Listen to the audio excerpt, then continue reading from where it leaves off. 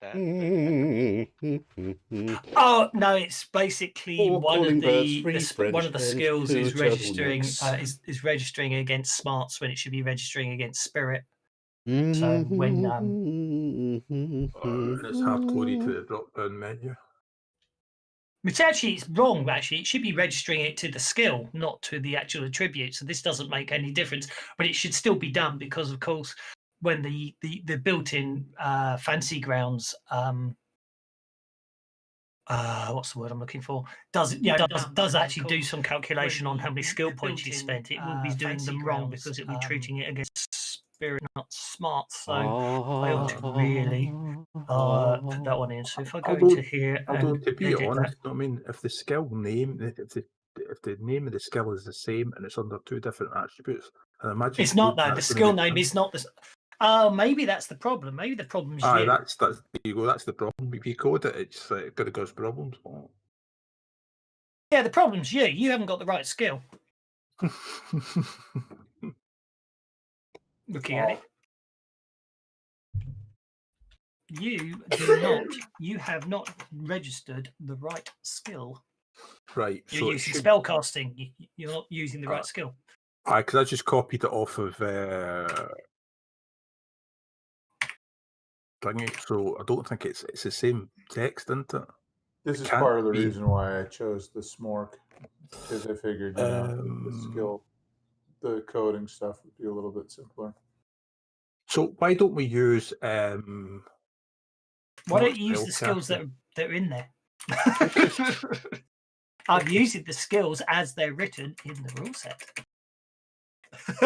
Are you? Yes. I will actually. If you actually look at the PDF, there's spellcasting in brackets smarts and spellcasting in brackets spirit. Oh, right. Okay.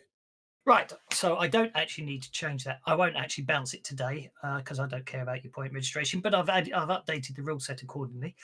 However, I don't know if I can unload a module with everyone connected. I probably can't, so I won't risk it. Okay. So does anyone want to go first on giving me a corporation? You don't have to. You don't have to come up with it right now. But obviously, if you, it's not even a requirement. It's just if you want to have a slightly more investment and tie your characters in, or have some fun later on, creating a company just so you can screw them over. Be my guest. I bet Twixie's got some. I've played Shadowrun for 15 years. Corporation. Yes. What's a corporation?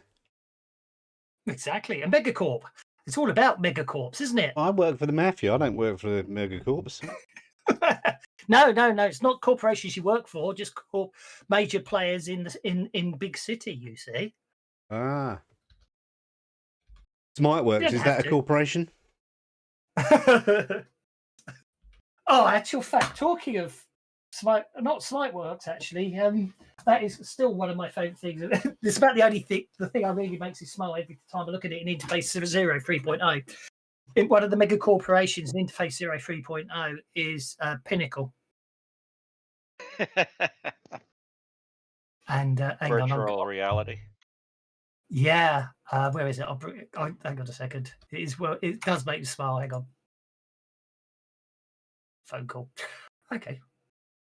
Where is it? Interface 0 3.0, the Game Master's Guide. Where is it? Sample corporations. Pinnacle Entertainment. Founded by Shane Hensley in 1994, Pinnacle Entertainment just celebrated its centennial anniversary. A giant in the entertainment industry, Pinnacle Entertainment produces many of the solar system's largest virtual, massively multiplayer online worlds, VR MMOWs apparently, including Necessary Evil, World Wars, East Texas University, Rippers, 50 Fathoms, and the wildly popular Deadlands universe.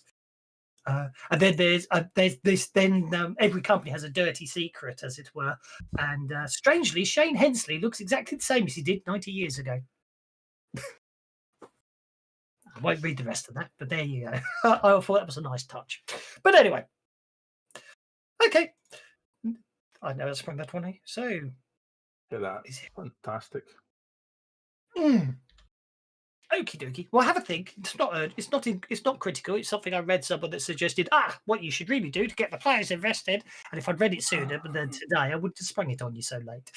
Well, if you want a quick and dirty one, you're gonna have a variation of rock on oil, but not call it rock on oil. Because Rock on Oil, it's an oil company. It's in Marvel universe. Oh yeah, I know the one. Well, I mean, to all intents and purposes, that would be your old Hexon Biochem because they're into that sort of stuff, biological stuff, but Hexon Mega Corporation was the actual people that sent yesterday's characters out there in the first place. I've written you a note with 2 ideas for corps. The first is Your Next Self, a chain of clinics that are largely focused around civilian standard modifications for the upper class, I would say. Okay. The typical socially acceptable mods, beauty mods, and beauty surgery. And there are some rumors that they have found ways to prolong a person's life in a very unnatural way. I could definitely use that one. Next one is Macrotech, heavy industry, military technology, and construction center cyberware.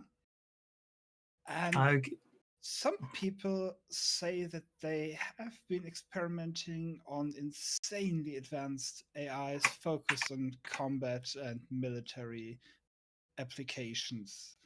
Might even be xeno-sapient AIs or meta-sapient AIs. Nobody really knows. Righty ho. Let's go. And that was. I've lost. Hang on. What happened to that one? Savage Worlds. Savage Worlds folder. There you are. Oh, it should be 1 per line. I don't know why that didn't work. Macro. Save. There we go. Okie dokie. I shall have some fun with those, I'm sure. Or you guys will at some point. Still think might work. But say, if anyone, Rod Gunner, that would be your Hexon. So, yeah, the same sort of thing. But if anyone else has got any, please feel free to just drop the ideas down. So, right. I feel like I'm going to have to round something now because everyone's prepared. That's quite annoying. Everyone was meant to do it today. I'm not prepared. I'm not prepared. I'm not prepared at all. So, you're not meant to be here. Go away.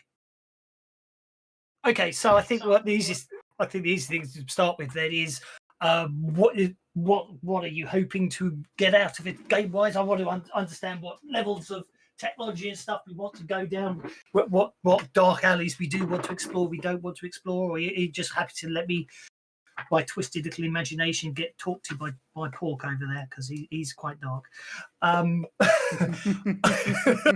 He's played it for too long, and that laugh says it all. What? What do you mean? So really, so also basically what information Faded, you want Faded. what information your characters want to share with each other, It's what faded. information your characters necessarily know about each other, whether you're friends or Got a phone call coming in. you hardly know each other, you're just a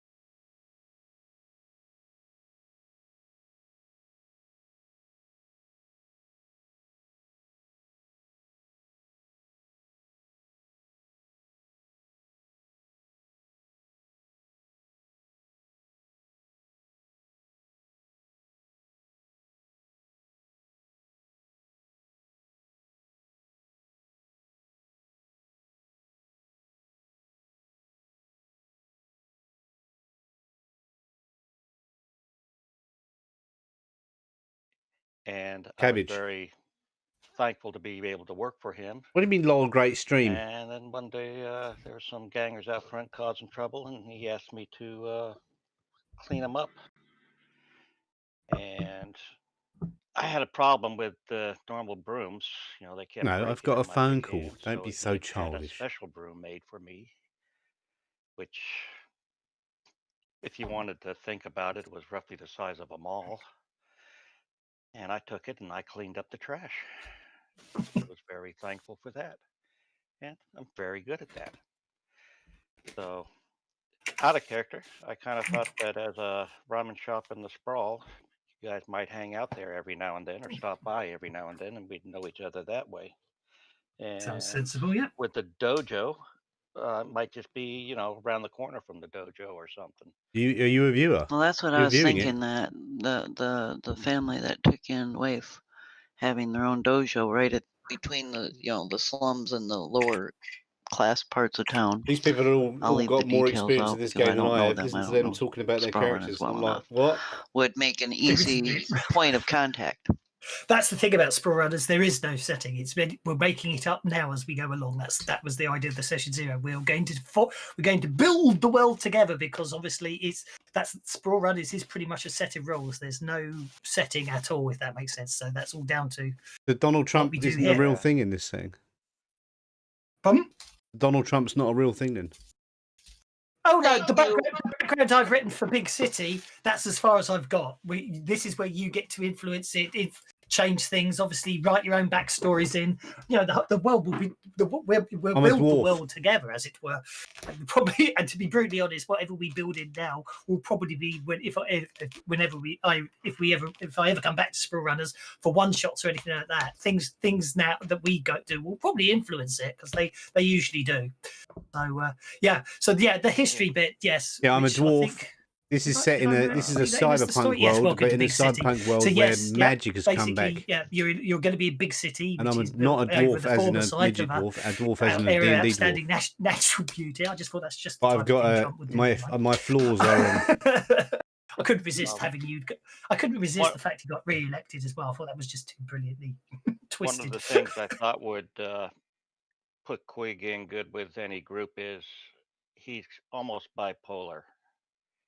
He has. Yeah, I'm jinxed. I've got my jinx is whenever I try and no matter how much training I sink into getting better at something, I can't.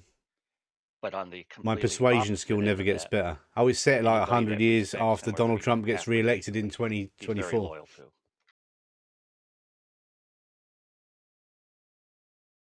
Okay. So he's strength. He's brute force. And I've got vengeful spirits because exactly. I mean, back. I think that's the thing, isn't it? From a.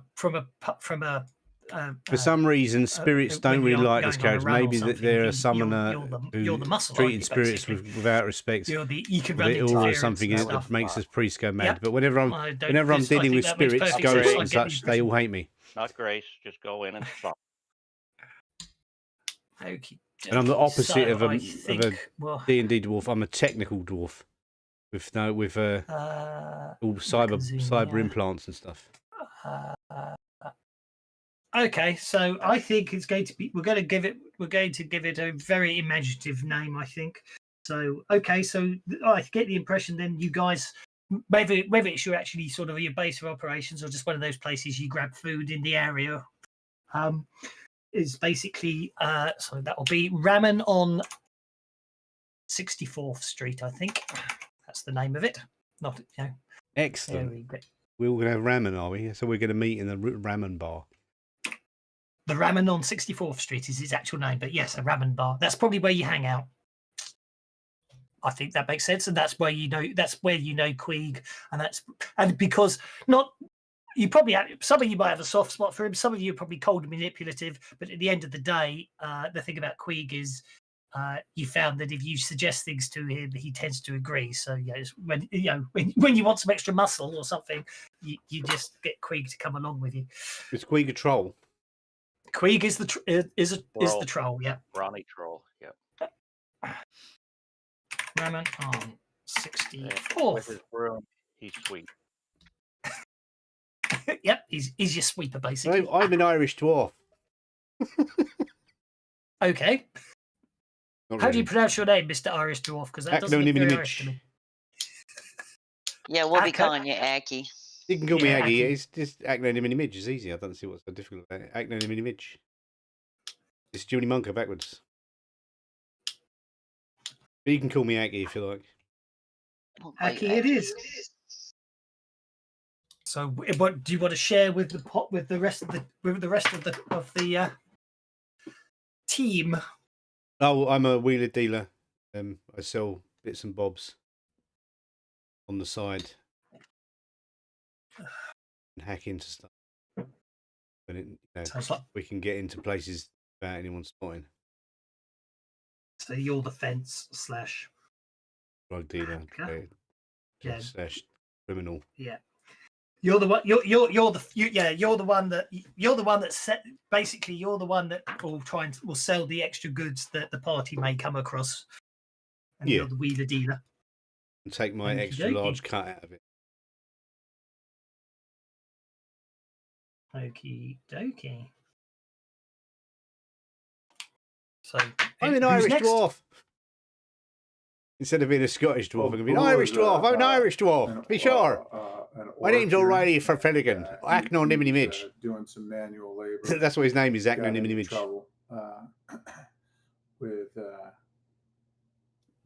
With some supervisors that he felt were being a little abusive, and he. You heard? Can you hear now? Can you use your ears? As such, can no longer. Jesus, what a big fucking lump of earwax. Consortium. Mm-hmm. And he is chromed up, so he does have some implant. You like this thing in it? And he does he's attempting to increase his smarts, as it were, and get into like some hacking. He believes that who needs OBS, Streamlabs OBS, when you can do it all with the normal OBS? In the world is to get into I have my chat window up as I can see what you're typing. Controlled by the computer, so he figures all in one window. So his weakness. Okay. So my dice we can colour's tempt him shit. easily with brain stimulant drugs. Then. Yes, but he's not the sharpest knife in the drawer at this point. So that's going to be his quest as we move forward. Is to try to improve those attributes, as it were. Okie doke. That sounds good. He comes off as like a biker, just fringe guy. So he rides his chopper and hangs around the bar, apparently a ramen joint. Get to the chopper. There you go. Okay. Yep, you got your chopper. You don't have any equipment at the moment, but I've noticed on your mundane tab. That's just but other than that, looks fine. Do you have a name for the way the where you ran afoul of people, or? I'm sorry, the name? What? Yeah. Did you have a name for the company you sort of ran afoul of? You don't have. It's just interesting. I could always. Oh no! I figured that was going to fit in with whatever you were doing. That's okay. That's not a problem at all. No, as I say, it's not a problem. As I say, I come up with is going to be derivative of some movie or book I've read, and be copyrighted. Doesn't matter. We're not going to publish. We're never publishing it, so it doesn't matter. You saw my game yesterday. A totally original idea in every way. Yeah, well, no. It was unique, definitely. I wasn't going to go there. I do know that you do. That your playtest. What you do is you take the movie or book idea and just change the name. Then with change the letters around even. Yeah. Or just use the original author's script in. You call it Harley Popper instead of Harry Potter. Yeah. Barry Trotter. Yeah. Barry Trotter, the teenage sorcerer. That's completely unique. Who lives under the stairs in the Dursleys' house. Okay, so we've got Queeg, Aki, and Bula. Who wants to go next? They call me Lewin appears to be an elf. If he is an elf, he's very short and somewhat stocky for an elf. Generally, they're tall and lanky, and he looks kind of like a short human. You've got the pointy ears, I take it. Well, yeah, he is. He's an elf poser. But no one necessarily knows that, do they? They just possibly think you're an elf. Yeah. Right. He is always talking in a way that seems like he's not exactly in touch with reality. He talks about the orcs guarding such and such a place, or the hobgoblins who are backing them up, and things like that. His information is accurate, just his names are not necessarily accurate. For example, the grenades that he likes to throw, he calls alchemist fire. Other than that, all you really know about him is that he was one of the survivors of an attack on a school. Apparently, he was at the Glitter and Glam arcade when the attack on the school happened. But other than that, you really don't know a whole lot about his background. Okay, thank you very much. Who wants to go next then? Well, I've been thinking to bind my character into all of this. I would like to, just for the role-playing part, give him a little enjoyment of the more forbidden virtual drugs. Okie dokie. A bit like smoking weed, but in a digital way, I would say. I wouldn't put it as a major point, but my character basically is a very stereotypical hippie guy.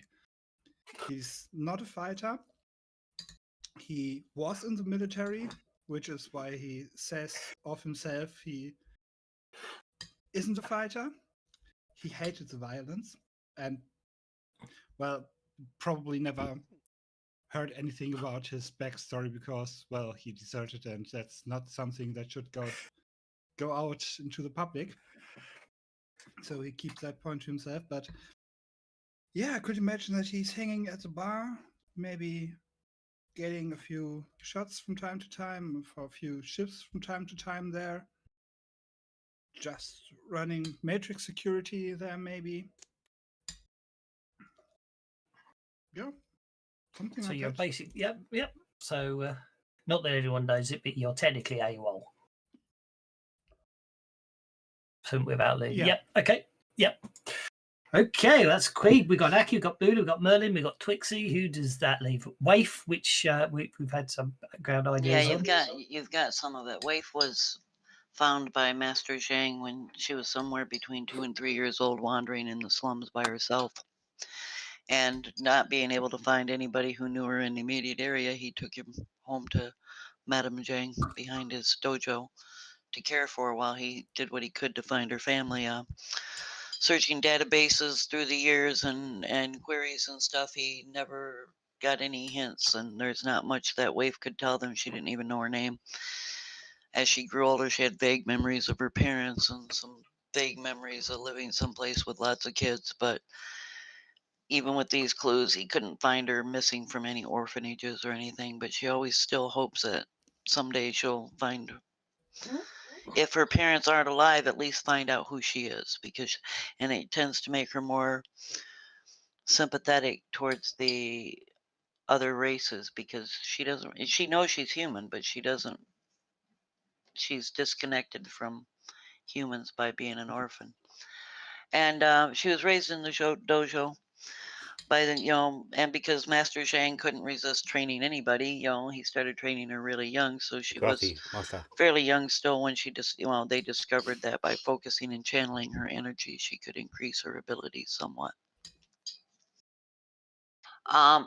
Master Zhang, is kind of vague about his background, whether he worked for the corporation as security or whether he was a Sprawlrunner before he settled into his dojo and they let him go because he did work for them. Wow.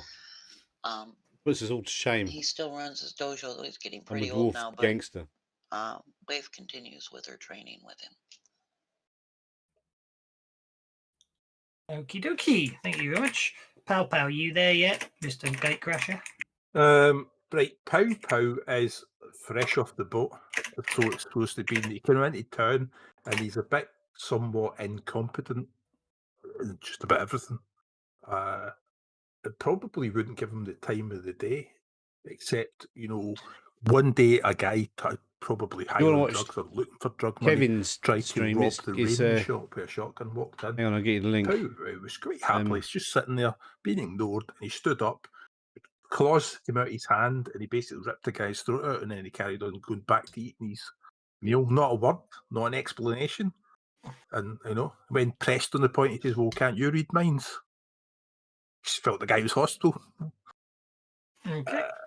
And when pressed, you kind of like, what's really annoying about him is he doesn't carry a PDA, a computer, or anything. There's no references to him online whatsoever. And you wouldn't think he was Shadowrun, but you'd think he was a proper runner. But he has been in the past been known to do the occasionally useful thing like walk through walls, or like you say, he can grow claws. He occasionally knows what people are thinking before they say anything. But you're not quite sure about this guy because he's walking about wearing what appears to be a dead cat on his head. Any similarities between Pow Pow and Johnny Depp's Tonto is purely coincidental. I'm getting the feeling I don't dare stream this now. Okay. Right. Okie dokie. Is there any other questions? Anything anyone wants to add in? Or shall we see how well I can run something on the fly? With no prep work or planning. I think that's one of our comedy routines there, is Popo trying to think what Quig's going to say or do next, and Quig don't even know himself. Sounds like a good plan. Right. Let's see what happens. Did I decide to use adventure cards? I did, didn't I? I'm going to regret that already. There we go. The bar that was mentioned in Backstories, is that like a upbeat dance bar, or is it like a corner pub type bar?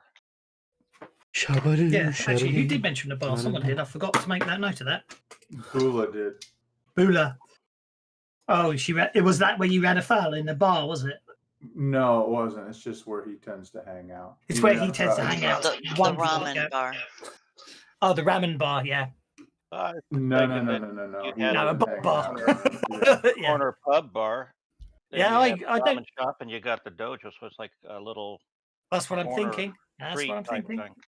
Yeah, I'm thinking the same. I think that might be a good idea. And you're going to have to do Mr. Zhang or Master Zhang as an NPC at some point. Oh, yes, certainly. Oh, unless we kill him. That's a bit harsh. I wouldn't kill Master Zhang if I were you. I mean, you could try. But he's called Master for a reason. Because he keeps slaves? Oh, because he could punch you in the gut with his hand straight open, rip your liver out. Yeah, but the NPC hasn't been made yet, so he's only got 1 hit point, 1 wound. All you got to do is hit him once, and he'll be just dead, and that's it. So we can kill him before he becomes a legend. No. You see, this is the common mistake. If he hasn't got any stats, you can't kill him. Standard rule of role playing. That's not fair. Just give him a kobold stats. Yeah. No, that's why I liked when I can't remember which version of Cthulhu it was, but when it came to the Elder Gods, it says there's no stats. You can't kill him. Yeah, that makes perfect sense. You can't kill him anyway. You're just going to get your brain turn to mush. As soon as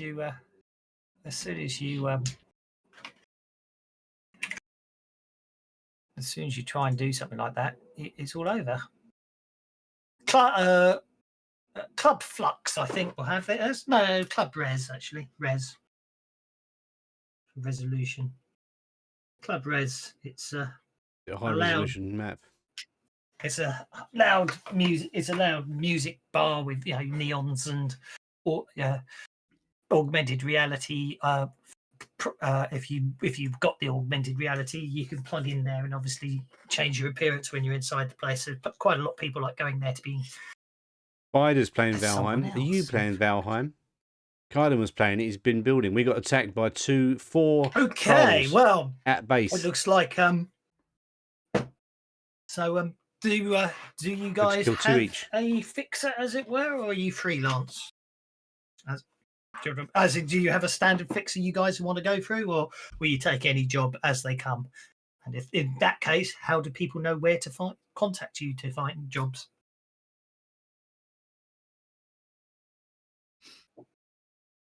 That's where Master Twice a Shane week would be now. useful if he's a Once a former week usually. Sprawlrunner himself. Yeah. How you doing, Thorgor? Good idea. I like it.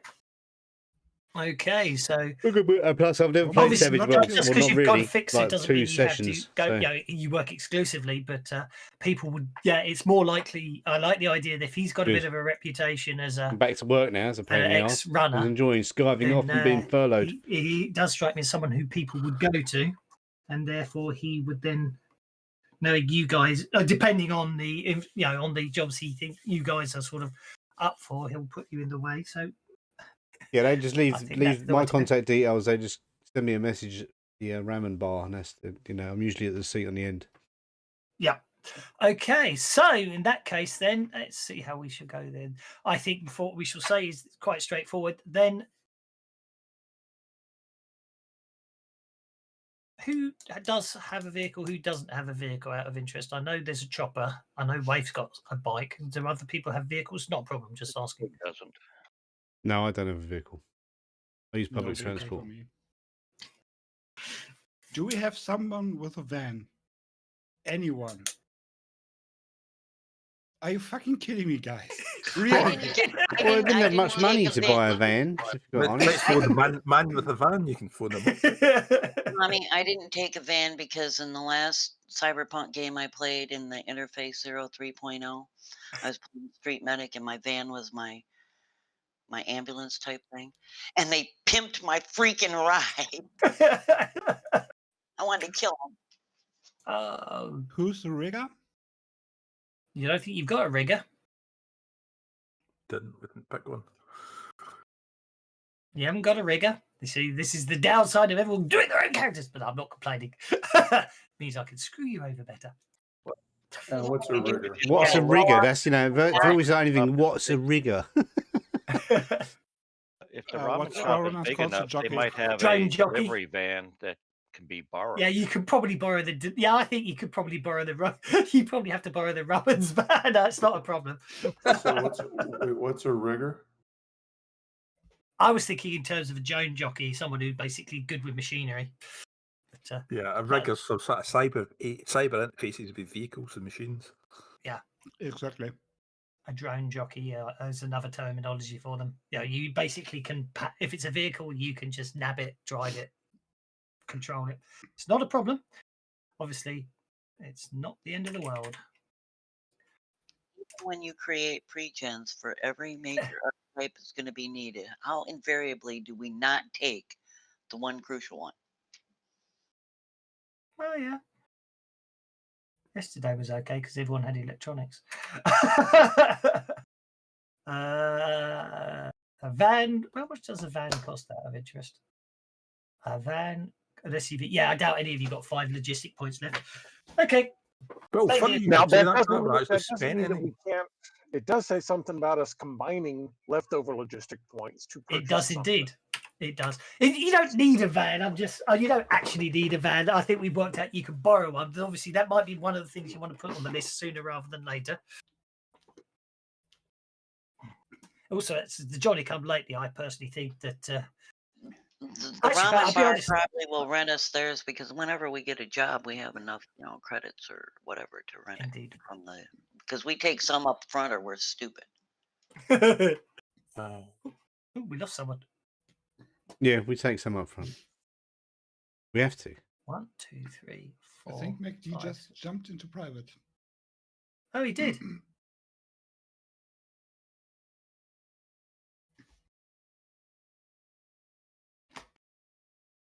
He's back. Not sure what happened there. No. It's okay. Got paranoid. Thought, God, have I offended someone? We left already. Okay, so. No. Discord does weird stuff sometimes. So no hover and click. Chada-bing, Well, bada-doo, because I'm da-da-dee. totally unprepared. I haven't actually done equipment yet. So technically I haven't spent any points. I must admit, I thought you'd have ended up, given, obviously it's unfair because that's what you played last time in when we did a one-shot of Sprawlrunners, but I definitely thought you'd go for the drone jockey. Well, funny you should say that. I was going to go for the drone jockey. And then obviously things happened. What do you mean things? Oh, fair enough. You can read it in the comments. I mean, PM. It's not my fault. I read what you said to me, but yes, that's fine. Anyway, that's okay. What I am looking for is something in particular. But anyway, so it's quite straightforward. I think. So it's modern urban you get magic. A message. That's what Sprawlrunners is. Sprawlrunners contacts means. It seems that Mr. Zhang's Master Zhang's got a potential job for all of you, and basically sets up a meeting with yourselves and a contact at the ramen bar on 64th Street at 8 p.m. on a Friday night.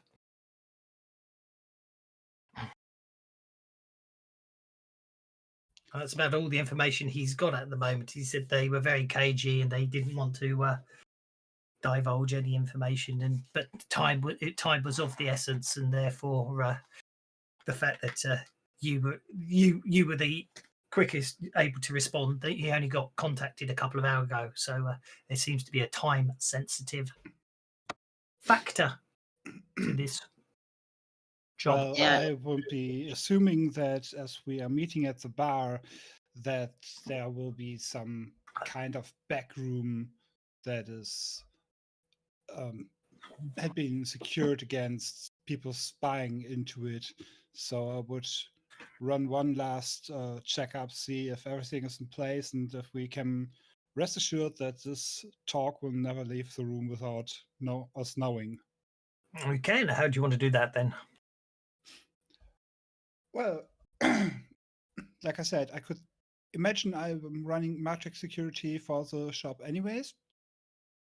And I would just, if you want to have a roll, I could just roll electronics and see if the tech that's in place is still functioning and working as it should. Be my guest.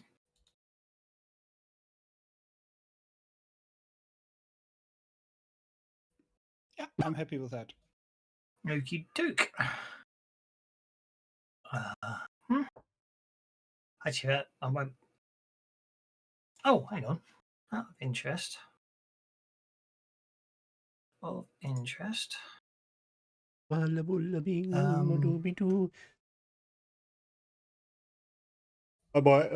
was thinking about adding lighting to the campaign for tomorrow because it's in the test version of FantasyGrounds now. Lighting, but it looks like too much time to do it. I haven't got enough time to do it. I won't. Right. Well, the first thing you do discover then, actually, when you do your sweep, is that it would appear that someone has planted a bug in this room. Interesting. I would like to take a closer look at the bug and want to, before I remove it, see where it's. Yeah, if you do though, Felgor, you got to back up your campaign because once you is it locally stationed load a campaign into the test version, you can't go back to get into the non-test version. Make sure you back up your campaign folder. It's all in test run. I want people to test it. Get as many people in there doing it. Okay, well then you're going to need to get through. You're going to have to beat its system rating, aren't you? Well, I haven't got time to set up I think so. the map. I might do it next week. See if you can get onto it. Okay. Got 6 days off coming up. So I'm afraid whatever it is, it seems to be good stuff. Shall I have a go at hacking it? You can give it a try. What skill does that come under? Hacking? Okay. It does indeed. It's got a system toughness that you have to beat. Oh. Using some interesting side code, you are able to break through the interface and through the firewalls, and you are able to discern that it is a self-contained unit. It is storing data locally, but it does have a built-in access point, which means every so often someone can drive by, as it were, and get within range and basically offload the data. It's got high speed transfer capabilities and large storage capacity, but you reckon it would take a couple of minutes for it to download if it was full, and therefore someone would have to sort of hang around the area. They could just pose as a customer, of course. Couldn't we put in a little Faraday cage and shut it down for a while? No one could download it. Let's not shut it down. No, not shut it down, but just. How about we put some random data on there and just put a tracer in with the data? So next time, person getting the data, you're doing 6 days on, 6 days off. You know what I mean? They will maybe grab the data and then they have the tracer on their hardware, and we can go look who it was and where they went and good thinking and so on. You want to work together on this one? Yeah. Okay. Okay. You have a hacking D6 or D8 or D6? What? D6. Then do you want to do the support roll? I got hacking D8. Okay. How do I do a support roll? Just roll it as well? Yeah. You're just adding Joe sitting there being insightful and adding stuff in. We've got a 7. +1 success. Nice. +1 bonus, rather.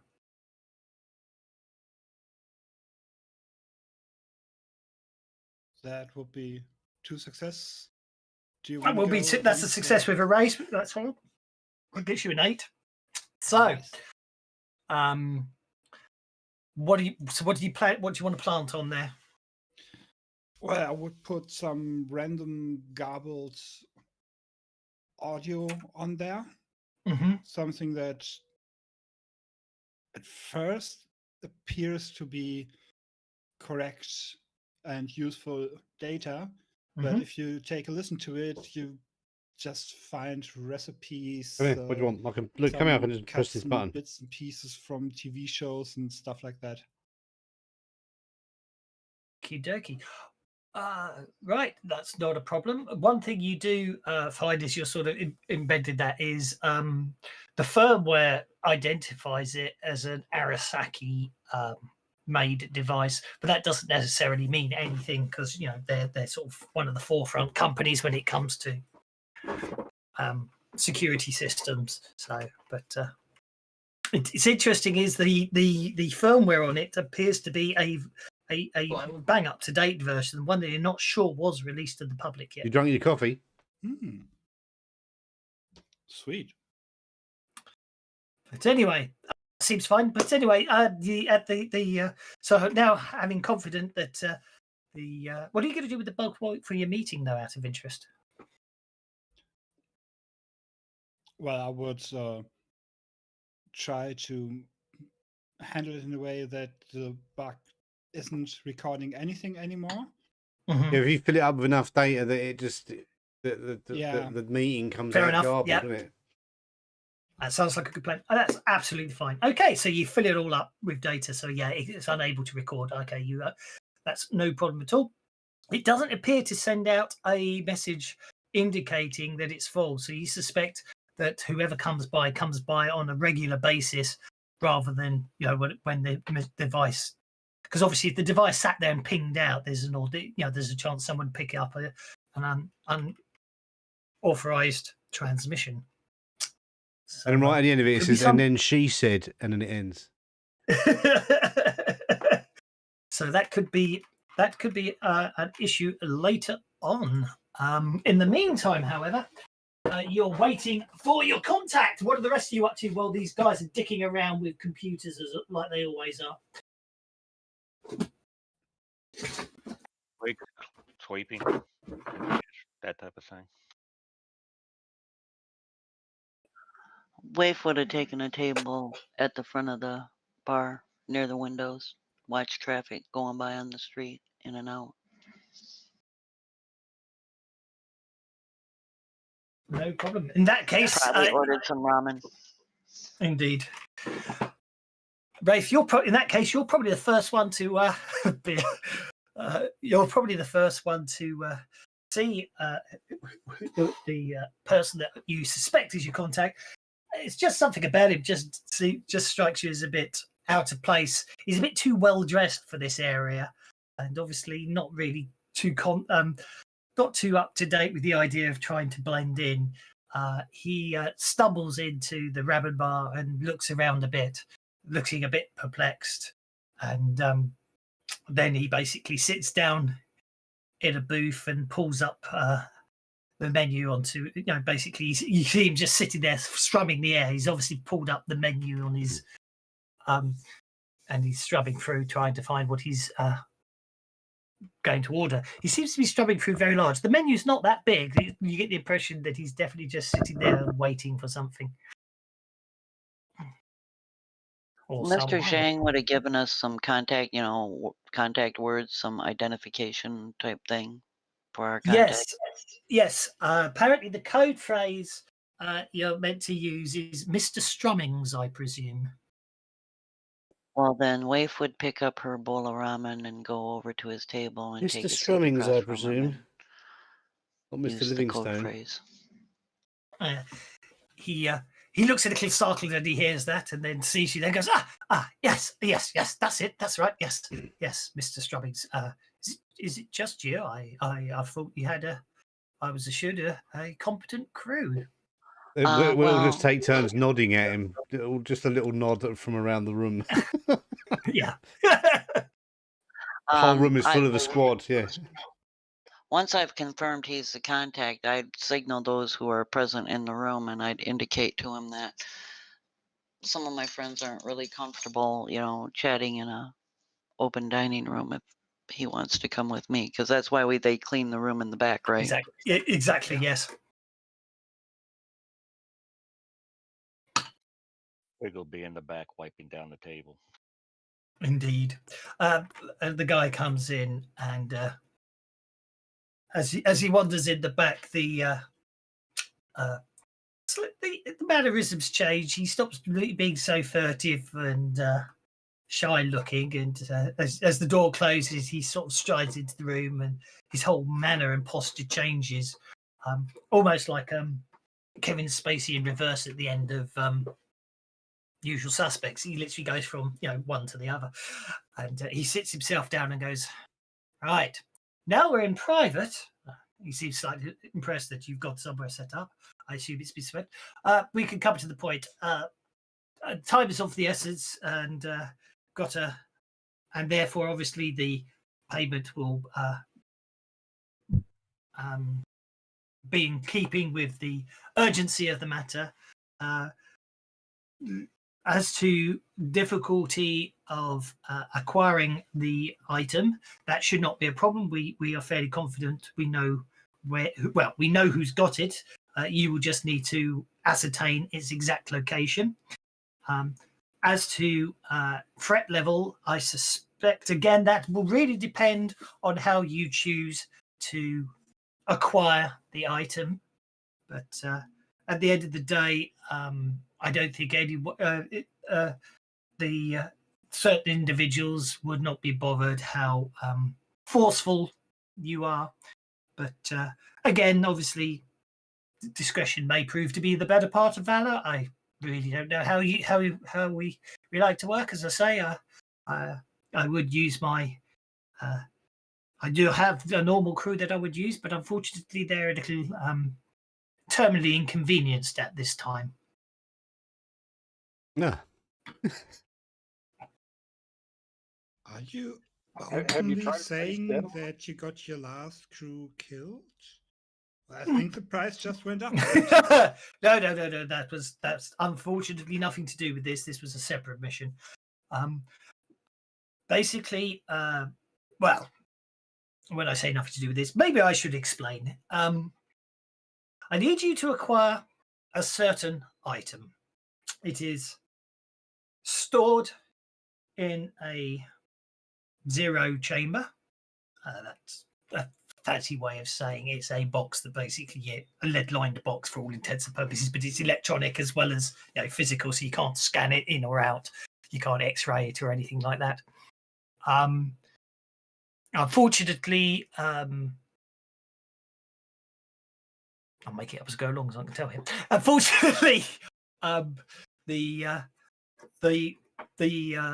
there is a time factor before the power source will decay enough, and therefore it will be open. Yeah, something like a Tesla cage inside it and stuff like that. It is crucial that the item is recovered and the data is not examined or released in any way, and hence the time factor. How big is the item? It is a data cube. Data cube, data chip. Okay. Yeah, it's basically it's like a hard disk with 3D holographical storage technology, as it were. So where do we locate this item? Well, you see, this is it. It's the reason for this. It's taken from a standalone offline data vault. I was therefore obviously when we need to transfer the data between areas, then obviously we have to physically transport the data.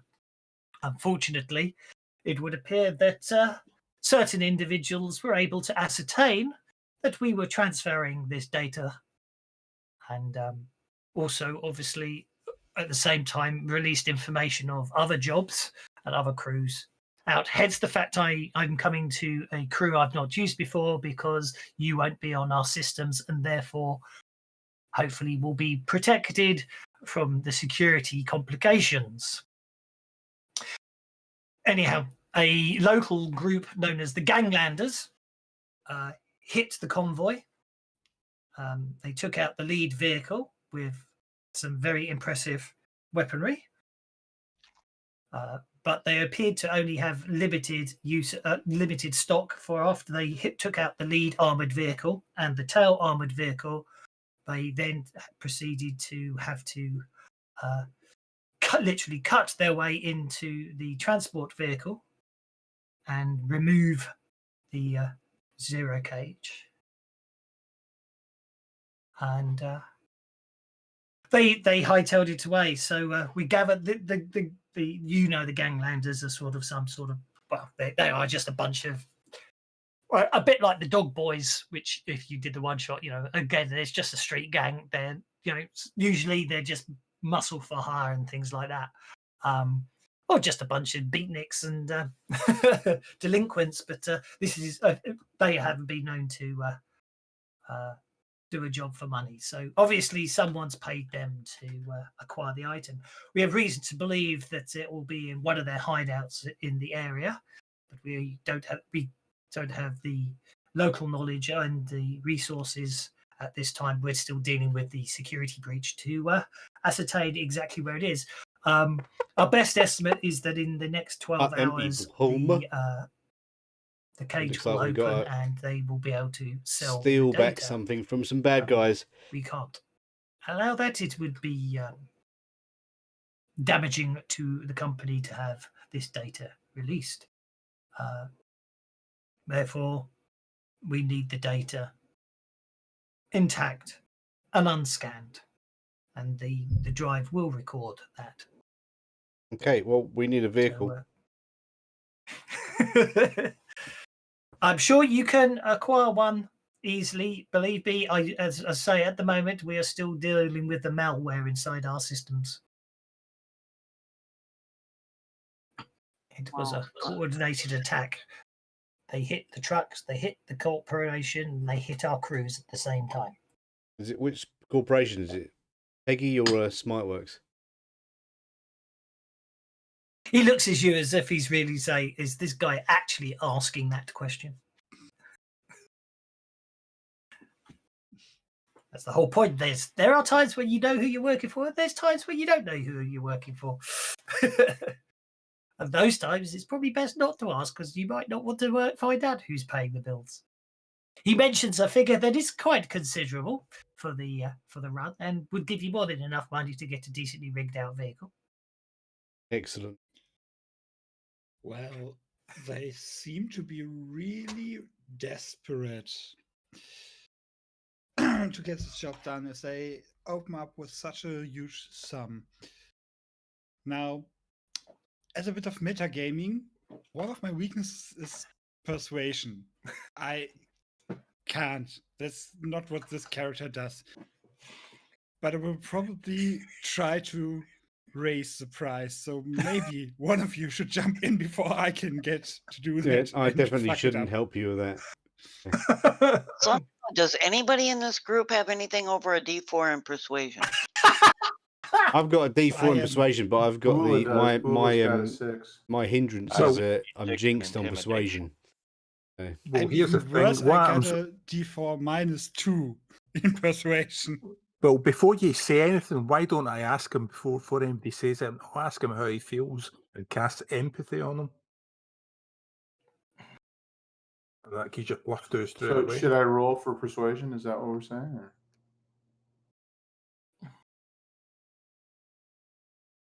If anyone is persuasive, yeah, and a psychic as well, maybe.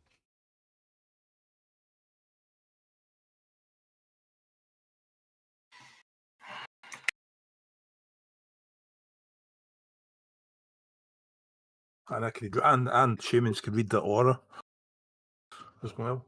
Because I can see into the astral plane.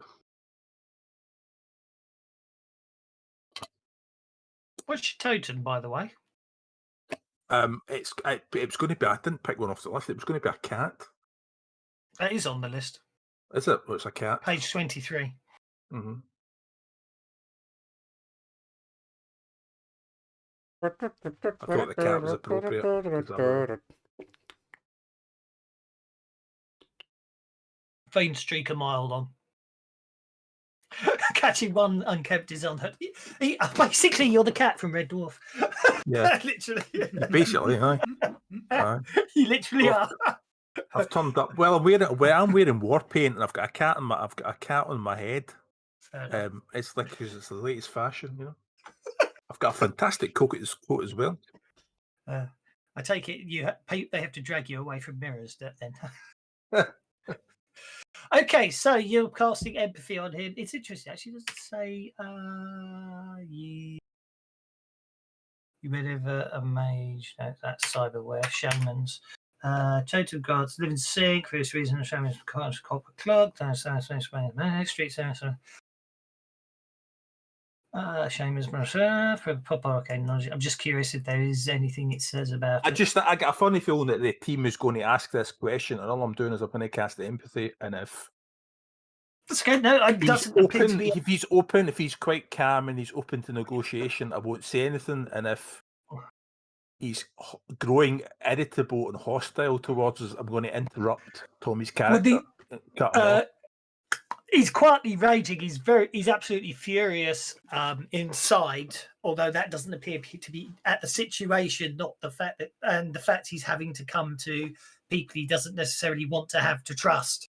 And then someone just had the audacity to outright ask the question you don't ask when it's not being forthcoming about which corp he works for. You get the impression he's not a happy bunny at the moment.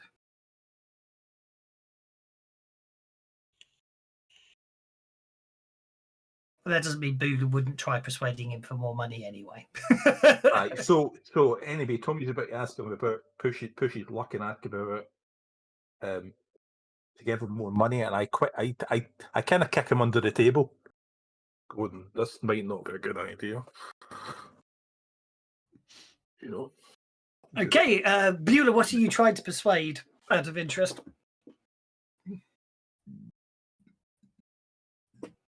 Well, Beulah's just trying to get a little bit more money and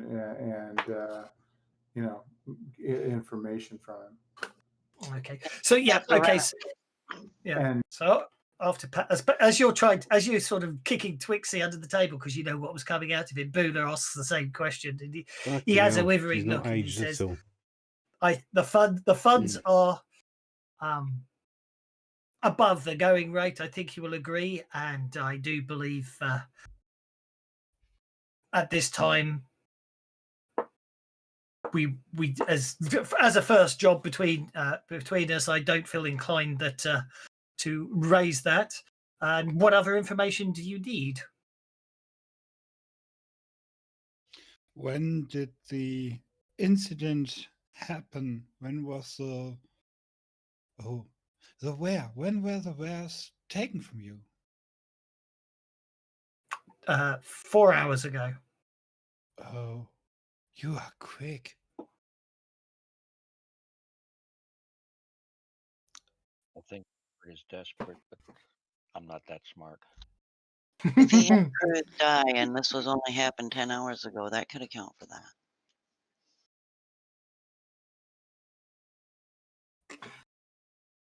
Beulah, you basically, yeah, okay. Yeah, bro. So what you get? Yeah. So what? How are you going to intimidate that's him? not happening.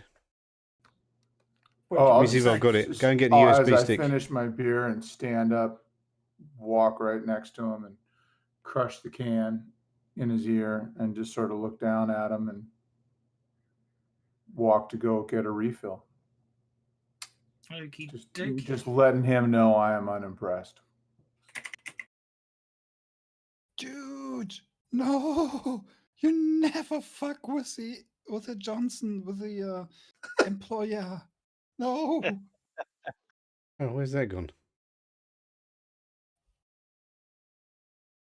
Well, Waif has been thinking about this. Obviously, he needs us more than we need him. This data was stolen 10 hours ago, and he's already indicated that he's lost Cruz in that interim 10 hours. No, he does not need us. We're probably one of hundreds of teams out there, and we just happen to be lucky enough to win the lottery to get this job, so to speak. I really don't think he. Shut up, Twixty. At the end of the day, he didn't come to you. He came to Master Zhang. And I didn't say that he out wouldn't loud. have gone to Master Zhang if he hadn't needed us more than we need him. I mean, no, he needed. Well, more likely he went to Zhang because he knows Zhang can find a group fast, and you're the group he's been given. He doesn't. Yeah. I don't. It's semantics, but yes, you know what I mean. I know what you're saying. The Quig don't like gangers, so we can clean that up. He says, right. Do you wish to accept? Do you wish to accept this run, or do I need to go elsewhere? Yeah, we'll Come on, guys. Take a look. Check out our first quest. Want to take a look at the group? Look at everybody and. Well, I'm definitely because I need the money to change the. I need to change clothes. Can't see anybody directly outright declining. I would start nodding. Yeah, I'm nodding as well. Yeah. Okay. You see him basically make a flick of the wrist action, which you understand is obviously he's just made a payment to obviously the whatever account him and Master Zhang have made arranged to. He says he also basically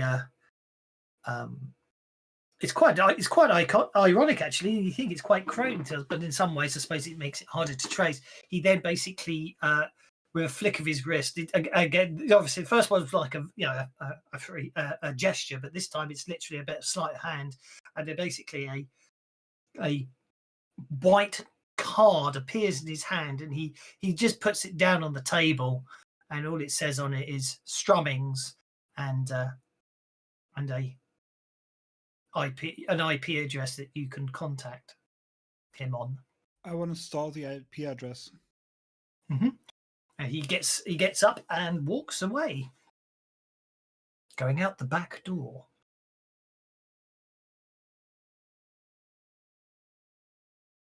The card's very nice. Be very expensive. You get the impression it's quite expensive.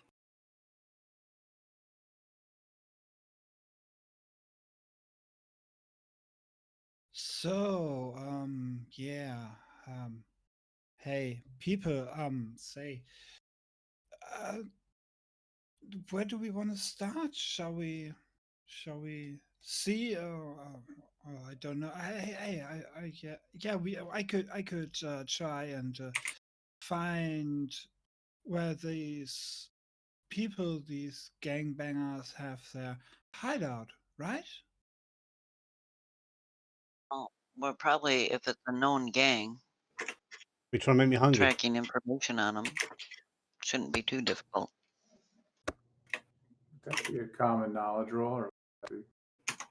Yeah, certainly.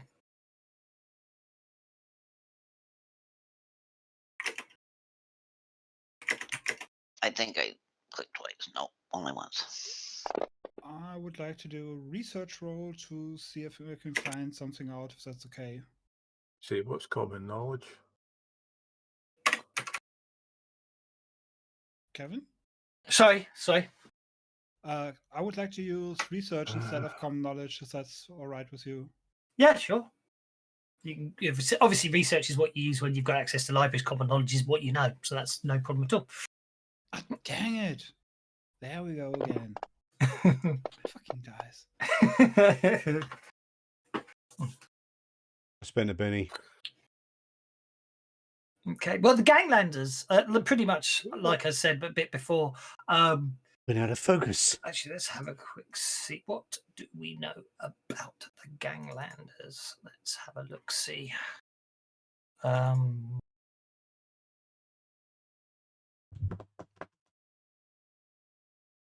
of focus. One of the more well-equipped gangs around here, they're heavily into technology and cyberware augmentations.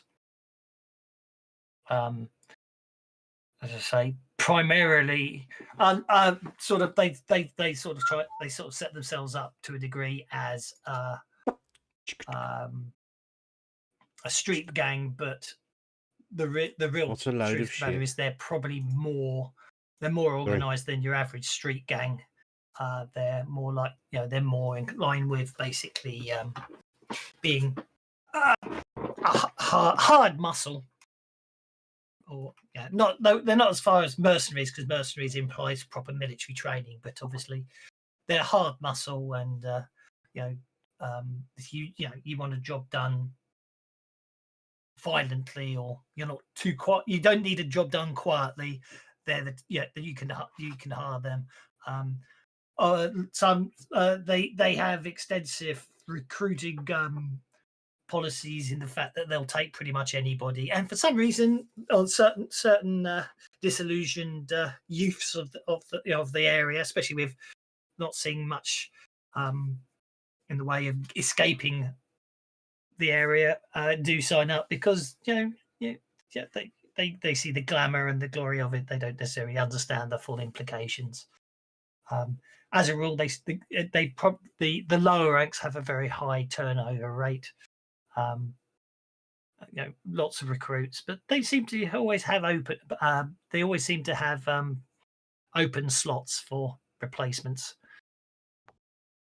They don't seem to have much of a retirement policy. People seem to leave under other reasons rather than retiring or leaving of their own free will. And normally 6 feet under.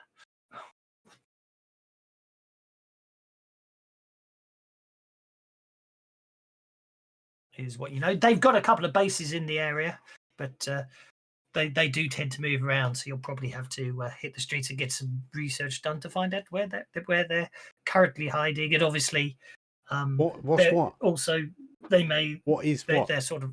They do have more than one sort of sub leader or boss, as it were. So you may have to do a bit of asking around or working out which gang you're part of the gang you're currently looking for. Well, which part of the gang is situated closest to where the incident has happened? Oh, that's a good thing. It's something he didn't tell you. So you'll probably have to work out that as well. Ah, shit. Also, is this gang known for low-level heists? Because this seems to be a fairly targeted. Yes, I mean, again, this is the thing. They do tend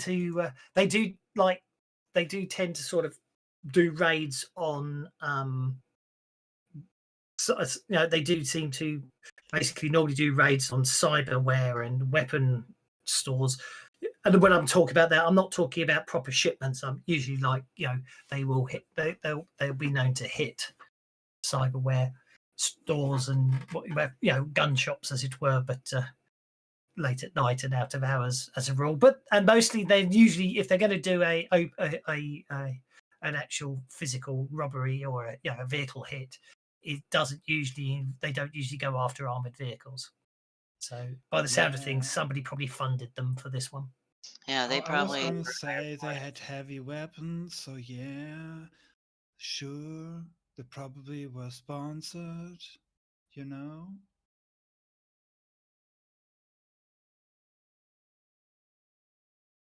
Well, they were probably hired for it, so that leads to another question. Do they still possess the cube, or did they already pass it on to their employer, which means we're looking for an entirely different entity? Zero. What did I call it originally? I didn't say Zero Cage. I forgot what I called it now. Bugger. Oh, get them. We squeeze them for information. Well, indeed, yeah. The zero storage energy cube. I think zero cube for short is quite big and bulky. So it's not something you can easily transport. Whatever's inside would be a lot easier. So it's which. As I say, that's the problem is the amount of power required to sort of keep it secure does shorten the battery life, as it were. So the normal, that's why they usually trackers and stuff so people can find them. Again, he didn't mention they can find a tracker, so you get the impression that may well have been disabled.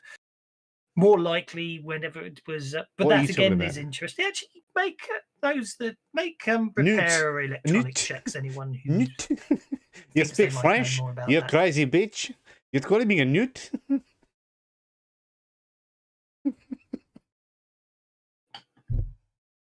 You call me a newt, I'll kill you. That's enough. And it's we can see a competition going on. Bula. Bula knows more. Maybe Bula's got some background knowledge there. Told you he wanted to improve his acumen, right? Indeed. Well, he's already started. Basically. Well, there we go.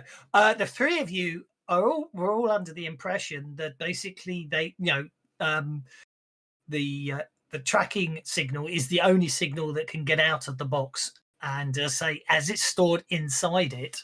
Again, it's one of the things you shouldn't be able to disable until you can get inside the zero storage energy cube, which logically means if they can't track it, then the cube, the data was obviously being stored in a cube that had already had the tracking disabled before the robbery, which implies that obviously there was an inside assistance.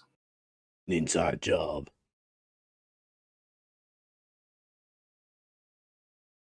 If we can find out who that inside job was, we might get a little bit extra in the end. Well, it was obviously some sort of betrayal because, I mean, the fact that their whole system went down and they haven't been able to get it rebooted. I mean, just all of this sounds like it was an inside job of some This type. sounds like the plot of Jurassic Park. You know what I mean?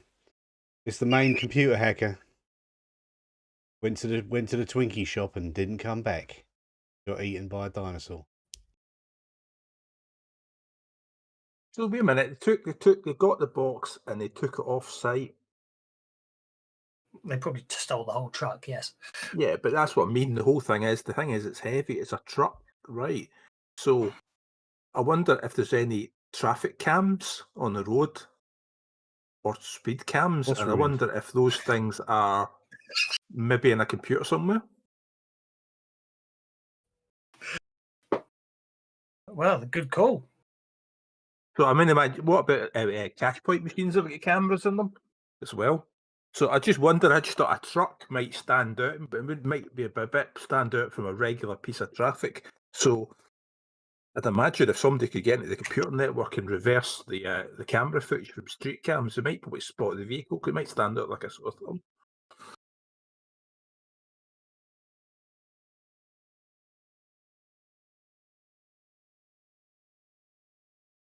Could I do a hacking check to see if I can get the data? I knew I should have reread the slow burn rules before now. I was planning on a nice design session. We'd all sit down and we'd come the world up, not have to run in. But anyway, yes, might have to treat it as fast like today. It's a real live session, playing and inventing stuff at the same time. Indeed. Unfortunately, that means we're going to have to. There will be pauses. So we need to find out who the hacker was. Is it the guy from Jurassic Park, Ned? So actions inside out system nodes. Okay, so you want to analyze a node persona icon. That's okay. Jack out. Infrastructure utility. Actions inside a system node. Search for a system with unknown address. Okay. So first things first, if you want to get into the traffic system, you're going to have to search its address, which won't be known, which won't be publicly made. So that'll be a hidden access node. Have you got Now TV? Well, you know it must exist somewhere because you know how the system works. So first things first, what have you got? People will, Sky, Virgin? obviously anyone who's got access to systems and stuff can do this, and you don't have to be jacked in. You can be using computer terminals. But obviously, you can all assist. Other people can assist whoever's doing the main research, as it were. Well, a research role. Justice League is coming out on Thursday. It's on Now TV or for Sky. The access node, basically. Yeah, I can do that with a G6. Anyone That's what I'm doing Thursday. Justice League. All day long. Anyone got research at all? All right then. I don't have research. What have I got? I've got again, right? I've got no research. Oh, bollocks. The dice hate you, sir. I'm afraid you do. It's against the system's system toughness, and I'm afraid, you basically are unable to access. Well, even if you think you found it, but unfortunately, you can't find a way in. So that's unfortunate. That avenue to you is probably closed, I'm afraid. Right. Well, plan number two. If I wanted to steal a truck, who would I go and see? I mean, literally, who do I ask that question of? Like, I'm setting up a job. I'm going to steal a truck. Let's go and find somebody who steal it for me. Before that, because I bet it's the same people. I'd like to repeat the roll at -2 as the paragraph states. Yes, for a second try. Indeed. Nah, that's it. Nope, no chance. It's going to be a good film, not Avengers. Well, as I say, it depends. Obviously, if you're fired, I mean, it really depends what you want. I mean, if you wanted to steal a truck, then you'd probably go for a rigger. But obviously, but likewise, if you needed some muscle behind it, then round here, you probably, well, as you've probably guessed, it's probably the ganglander guys. But I'm sorry, I might have to do some some sweet networking. Go for it. Right. Quiet. Are you going to be persuasive or intimidating? No, I'm going to be nice. I'm going to be nice. Bill is not, probably.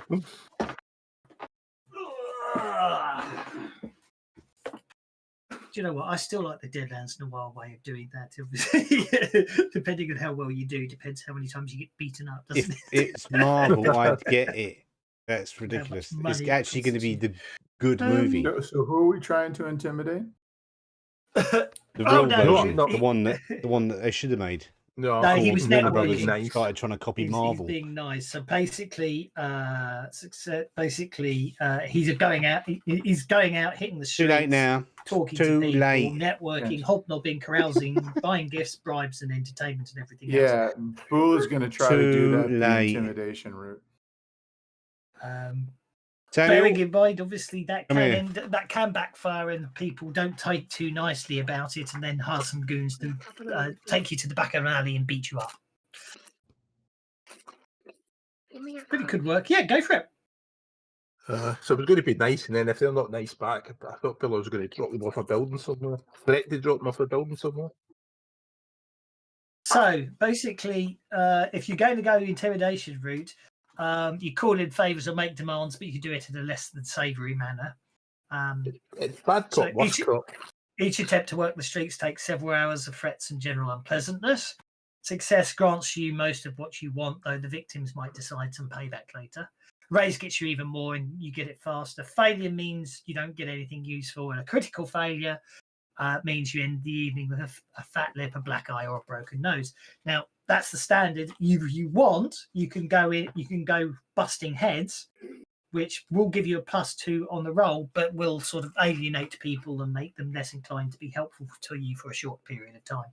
Just get a 7-day trial. And does increase the Now, odds TV. that someone will beat your crap out of you if you fail the roll. Oh, I like the busting heads approach here. So I don't mind busting heads either. Bad idea. Very bad idea. Connections are one of the most important things we're gonna have. We should not piss them off before we finish our first job. While you guys are going out beating people up and intimidating the hell out of people, Waif is going to go back to Master Zhang and fill him in on the details of the job. He's an old runner. Maybe he knows something. Just for the record, if you go in busting heads, you basically burn your contacts for a week. So it's a week before you can go out busting, getting any information again. If you bust heads, No, then we're not busting heads then. record. Right, okay. Because busting heads does give you a +2, but you do alienate your contacts for a week. But it doesn't mean you can't do it if you know what I mean. I'm just warning you. You've got to, if you don't get the. It's the last resort, basically. Yeah, you're burning bridges short term, as it were. I mean, but at the end of the day, you obviously don't lose the contacts because obviously you're still useful to each other. yeah, I think busting heads is the call. Busting heads is the call. Okay. Ironically, even with your intimidation roll of a 2 with busting heads, that would have been a success. So no, but I dropped a Benny, so I know. Well, I'm saying if you're busting heads, you don't need to drop the Benny, ironically, but except to try and get the raise. Okay. Yeah, So let me see. We'll say it takes about 4 hours to get some information back. What you get back is that if someone went for an armored vehicle, then they probably at some point they would probably have gone around or spoken to Benny, better known as Benny the Tool. He's a mechanic and a whiz when it comes to vehicle security, and a drone jockey to boot. And if anyone knows sort of most of the ways around most security vehicle security locks and stuff, it's probably him. So Bula mentions to the crew that we should probably go speak with Benny. Benny Jenkins is his full name. Is his full name. Benny the Bull. Tool, as in toolkit. Oh. Benny the Bull is a character from Dora the Explorer, but you'd have I have not seen that one. Yeah, it's a kid's show. I got a daughter, so. No, that's absolutely. Yeah, I figured so. I recognize Dora the Explorer name. One of Quake's favorites, yes. Certainly. Oh, I know what happened there. So there's Benny the Tool Jenkins is probably someone who may or may not know something. So how would I add that, like, when you play 5e, like there's the thing where you can click the +2 down by the dice. How would you do that to add 2 to your dice roll? There's a modifier box in the corner there, and you just basically mouse wheel up or down before you roll your dice in the bottom left-hand corner. So it's as simple as that. Got it. Okay. And so you modify it, then you roll the next dice you roll. That will modify it. That's the easiest. That's it, because it's all on. It makes it faster on the fly. And so that's sick. So if I had +2, and then it wouldn't have exploded though, would it? Because it wouldn't have done. 6. It would have been a 6. Yeah. It would have been a 6. Cool. Yeah. Hours from now. All right, that's fine. Okay, so it'll take you busting heads and everything, going and talking to people, especially, it will take up about 4 hours. So what are the rest of you doing in those 4 hours? Reduce your time Wade to had 8. said that she'd gone back to Master Zhang to fill him in on the details of the job and see if there was anything he knew. Because he's an old sprawl runner. He is indeed, and I've picked. Go on. I was just saying, for 4 hours, I've just gone around and been nice saying, I want to know where the van is, and everybody said no. And the next thing you know, well, you speak to my friend, he goes,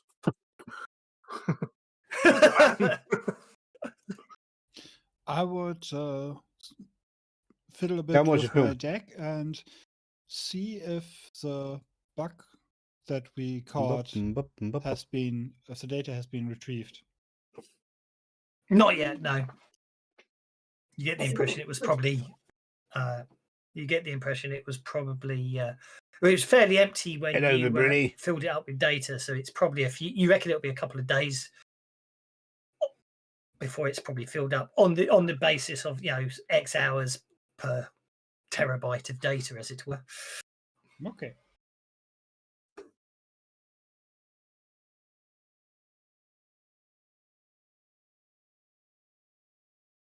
So I'm just searching in the background for things.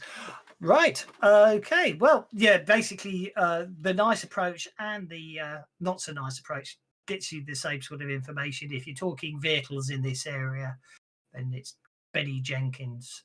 Some people call him the Tool because he's a mechanic, but also you also get the impression the Tool is also because he's not necessarily the smartest of individuals, and may well be a bit too trusting when he doesn't need to be. Shouldn't be, I should say.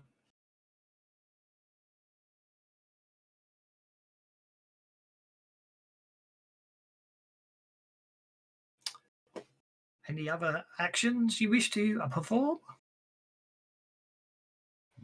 No, not me. Okay, I was just looking for something specific, and it turned up with I've just turned up with a picture of a gunman in a hot dog outfit. Excellent. You can eat him afterwards. I must admit, there's some very nice templates out there, but some of the later ones, you can get them in FantasyGrounds, some of them, but it doesn't work in FantasyGrounds the way they've been designed, and whoever did it is a shame, really. The guy is Devin Knight. He makes some lovely tokens. They were the alien ones yesterday.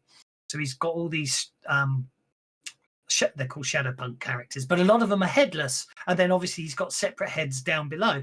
When whoever ported the stuff over, or not this one, I don't have this one, but whoever ported the stuff over to FantasyGrounds ported the heads over as separate tokens. And you can't stack tokens in FantasyGrounds, so you either have people without heads or you just have heads floating around. No, someone needs to be informed about that, don't they?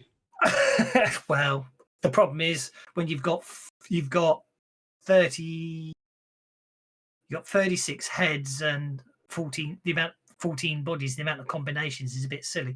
So it's just one of those ones you're better off not buying it in FantasyGrounds and buying the module direct from him and then making the tokens yourselves as you need them. But that's by the by. I need more prep time. So, what's your plan, peoples?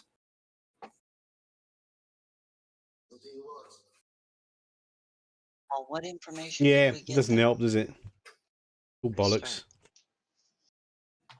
Well, you haven't been able to track down any information about the robbery. They don't need any help. They've got billions. You couldn't get into the camera system. Although I think people did some research and word on the street. So you got the general gist of the area the hit took place, which was nearby, which is why Master Zhang was approached. You know the ganglanders are believed to be behind it, although there's a couple of bases where they could be at. And you have been given a lead that Betty Jenkins is someone to talk to if you wanted to get into if you wanted to break into a security truck after you nabbed one. Does that sound about right? Is that everything you've got so far?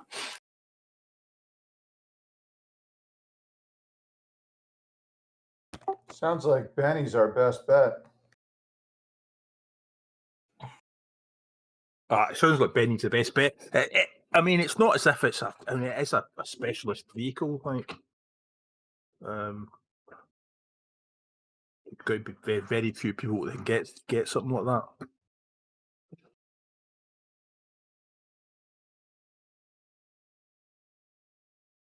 Yeah, let's go see the tool. Okie dokie. Do I have anything nice for that? I do apologise. I like to be better prepped, but I wasn't. We know we were supposed to be doing character creation today. I am just looking for something. I can't remember if I've got it or not. Oh, Yeah, no, I can't. I saw you said you thought this was like a session 0, and all of us were so excited we created our characters ahead of time. So, I mean, it is what it is. I know. I spent too much time prepping yesterday, I'm afraid. It took me a while to get going on that. I had the idea, but I just wanted to do it justice, and that took me longer than I thought. Too, Kevin, this is not a one-shot, so if we carry over to next week. Oh yeah, I know, but I don't. At the same time, I don't want everyone to go away feeling they didn't get their not money's worth, but you know what I mean. Well, you know what you need to do. Okay. We need to have a fight. That always makes everyone happy. Yeah, once we kill something, it's all good. That what you need is kill at least one thing every couple of hours. Problem solved. Yeah. That's what puts a savage in savage worlds. I know. I don't really want to kill people at level 1. Don't kill us. We'll kill the baddies. Just put some kobolds in front of us. Yeah. Maybe I should kill one of you, and then you can redesign all your characters. Oh me. Well, if you want to kill us, that's good. If you want to kill us, kill us. There's a tree. There's a tree with a cave in it. There's a tree with a cave in it. I don't suggest you walk into it. Avoid trees with caves in them. I've heard about this tree in a cave. I think someone walked into it and never came back again, didn't they? I'm not saying anything. Yeah, I think I read. I think I heard about it or read about it somewhere. People sitting at the table that were traumatized at that moment. We don't talk about it anymore.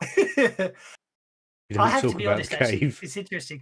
Cyberpunk 2077 is the most annoying thing that it happened. Don't get me wrong, the game is very... Cyberpunk 2077 is bloody annoying when you're trying to search for images and maps, because all you get is Cyberpunk 2077 nowadays if you type in Cyberpunk anything. It's winding me up when I'm trying to find maps and stuff. All I get is bloody screenshots of a computer game. Everyone loves it. It is a good computer game. Yeah, I'm not saying it isn't, but it's bloody annoying when you're trying to find things these days. Okay, so basically you head down to Benny's, which is the name of broke all the cameras. And is it shutters down? Do you think somebody's gone in there and proceeded to silence him? Maybe they're trying to close off loose ends.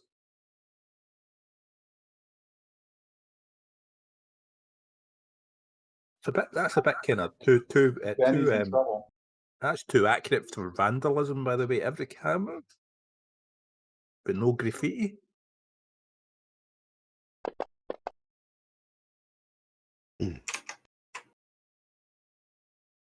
Yep, the shutters are down and it's all marked up. Yeah, and the sign says closed. Key. Entrance where we can go and knock. Behind one of the closed shutters. Yeah, Savage Worlds, which is that rule set that I'm starting to prefer instead of 5th edition D&D. Quig actually has 6 in it. But this is a cyberpunk. I'm Quig a dwarf may hacker. have to be the one to get you inside the building then. I've dabbled in thievery, but I've got a D4. I figured if they're electronic locks, I could just open them by using hacking. But then that makes the thievery skill redundant, so therefore it gets interesting, doesn't it? But what's even more interesting? Thievery also means you can steal stuff from people or slide them something in their pockets. But this is actually a padlock, and basically Quig just goes up and yanks it off. No, he doesn't. He obviously opens it. What's even more curious is, depending on what the door's made of, I could just walk through it and unlock it from the inside.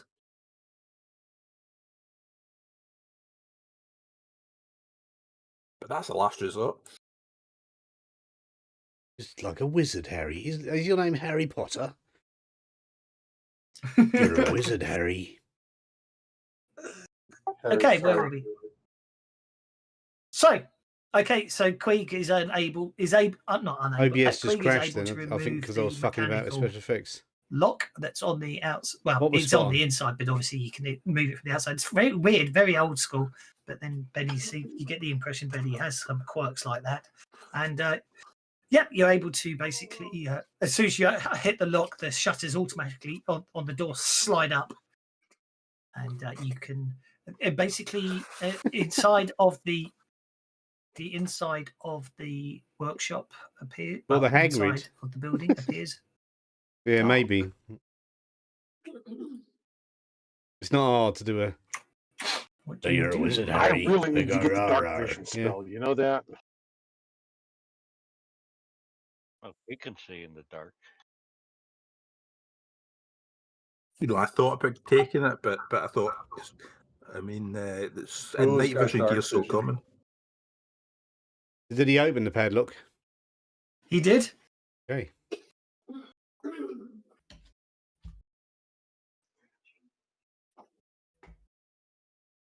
Okay. Well, Merlin's going to look over at Quig and say, "Well, fighter type, you're the one supposed to go into these rooms first, so go on in there." Quig will walk in there. I'll go in there with Quig. Not bothered. Yeah, Jewel is happy to walk in with his dark vision.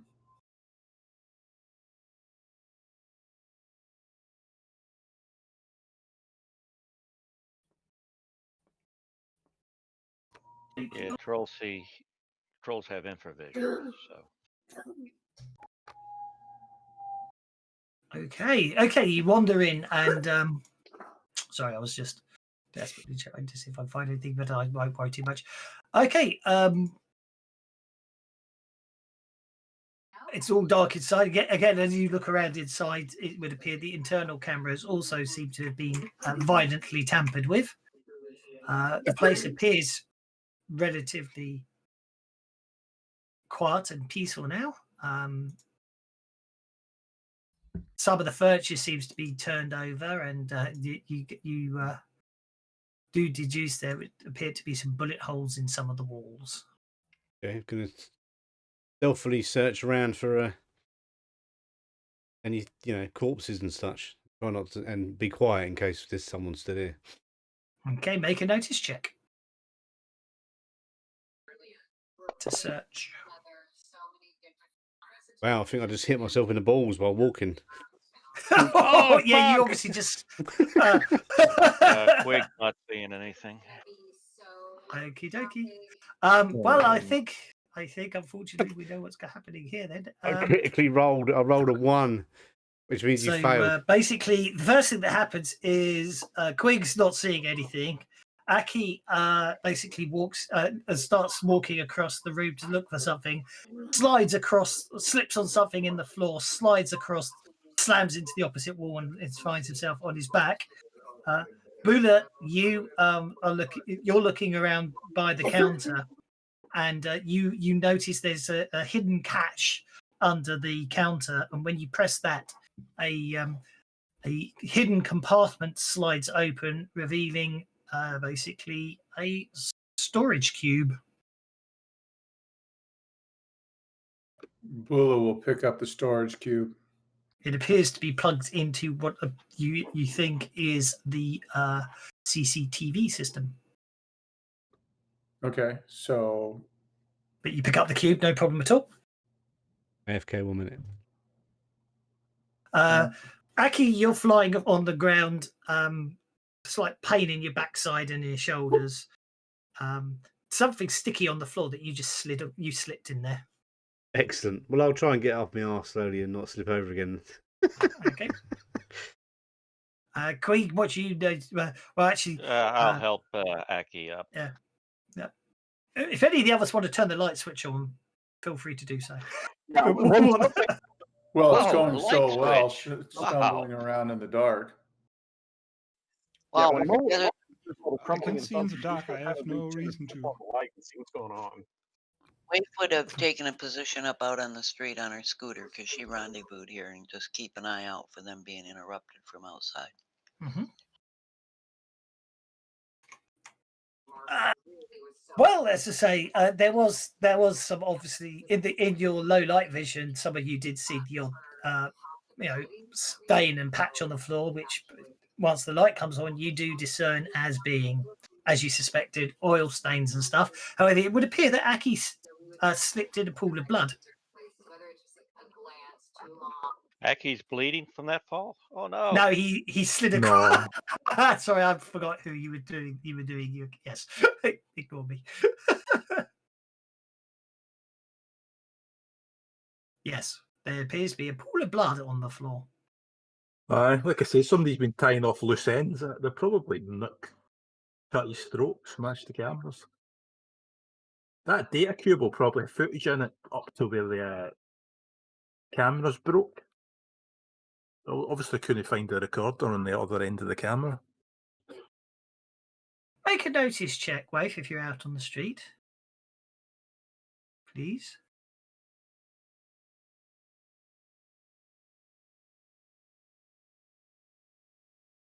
Thank you. I just clicked the wrong thing there. Let's just go with... yeah. No, that's okay. Nothing to worry about. No, absolutely nothing to worry about. I haven't got any balls, Chandri.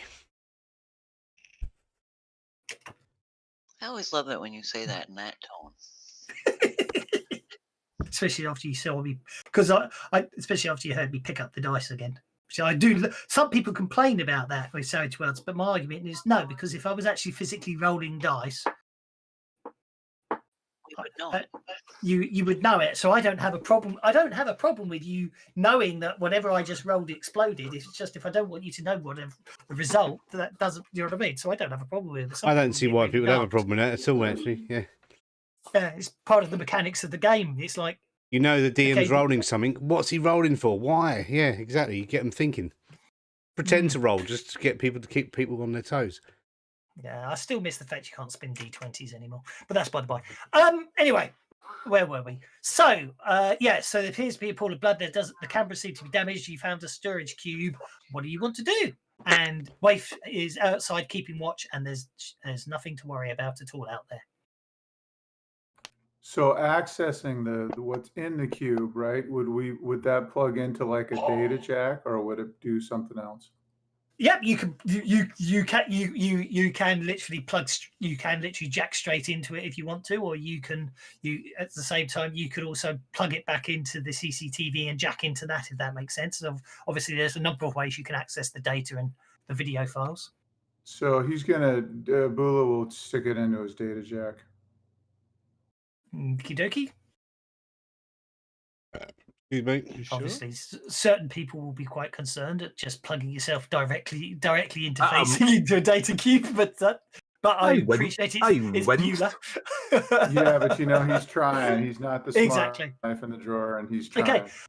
The data cube shows multiple. Obviously, the data cube shows has multiple folders, and the date. Each appears to be date stamped. And you obviously the newest created folder is today's date. So obviously I'm going through and looking for the time. I mean, this is what we were trying to do with the CCTV earlier, yes, exactly. So when you open up that and is looking for that. Yeah. So obviously you open up the folder that shows today's I need to read this sprawl thing to understand the mechanics of the game. Basically, a number of files. They do seem to the recordings, the last few files, as you sort of scan through them quickly, just appear to show nothing. Nothing saying no signal detected. But if you pan backwards through it, it would appear that about 4 or 5 hours ago about 4 hours ago, that is the last file that has footage, and what it seems to pick up is these rather chromed individuals, and we're not talking subtle cyberware here. This is sort of, not that it has to be like that, but some people do like the OTT physical look of, some people like the idea of looking like cyborgs, if that makes sense. So it's sort of overly chromed individuals. About 4 of them comes up, and the first thing that seems to happen is 2 of them are literally just sort of keeping an eye out, and the other one, who's basically his right arm doesn't seem to be an arm anymore, just seems to end in a minigun, just seems to be shooting out the cameras very unsubtly, and they seem to be storming inside, and that's what that one says. When you switch to another camera, you see the inside view, and what you see there is basically 2 people inside the shop, a younger woman in her 20s, and the guy, another chap who you recognise as Benny. As the gunfire starts outside, what you see is Benny hits a button, and all the slides come down, and it shows as closed, and you see him running out to the camera view. What you then see is the young girl looking around, a bit surprised at everything, noticing that Benny seems to have vanished. She reaches back under the counter and opens up the slides, the grills, and 2 of the individuals walk in, and they seem to be talking to her, and she seems to point the way Benny seemed to run off, and obviously. And a bit later on, the 2 individuals come back looking very angry, at which point they appear to shoot the girl. And then they storm off looking very upset. And just after that, the slides come back down. Did she spend a Benny and survive, or did she die? They took the body with her. Oh. So it seems like the woman's dead, but Benny's alive. Yep, and you saw him run into from this angle, you saw him run into the main workshop area, and when you try and look at the footage from the main workshop area, it looks like the camera was switched off just as Benny entered. So we're going to try and look to see if we can access that area. I think that would be a good idea. I think Bula tells the group what he sees, and he thinks that Benny's hiding in some sort of a safe room someplace in the work area.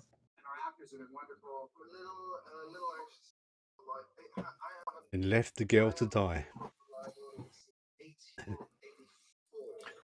Well, she did let them in. So, Bula passes the information on. not a very chivalrous way for Benny to behave. Not for sure. Right? Well, actually, probably depends. Because the first thing a rigger will do is hide. Or will try to hide. He'll run and hide. Also, you may not have the yellow streak. Well, it's not that. It's not that. If you can hide as a rigger, you can jack into your remote vehicle, and then your drone does the fighting.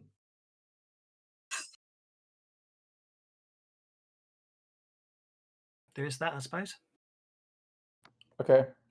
Well, so Bula wants to look around and see if there's a way, like some sort of a safe room or some way to get into this work area where. Well, you can see yeah, obviously there is another door that you haven't been through yet. Just off to the side, it's the one that you saw Benny run into.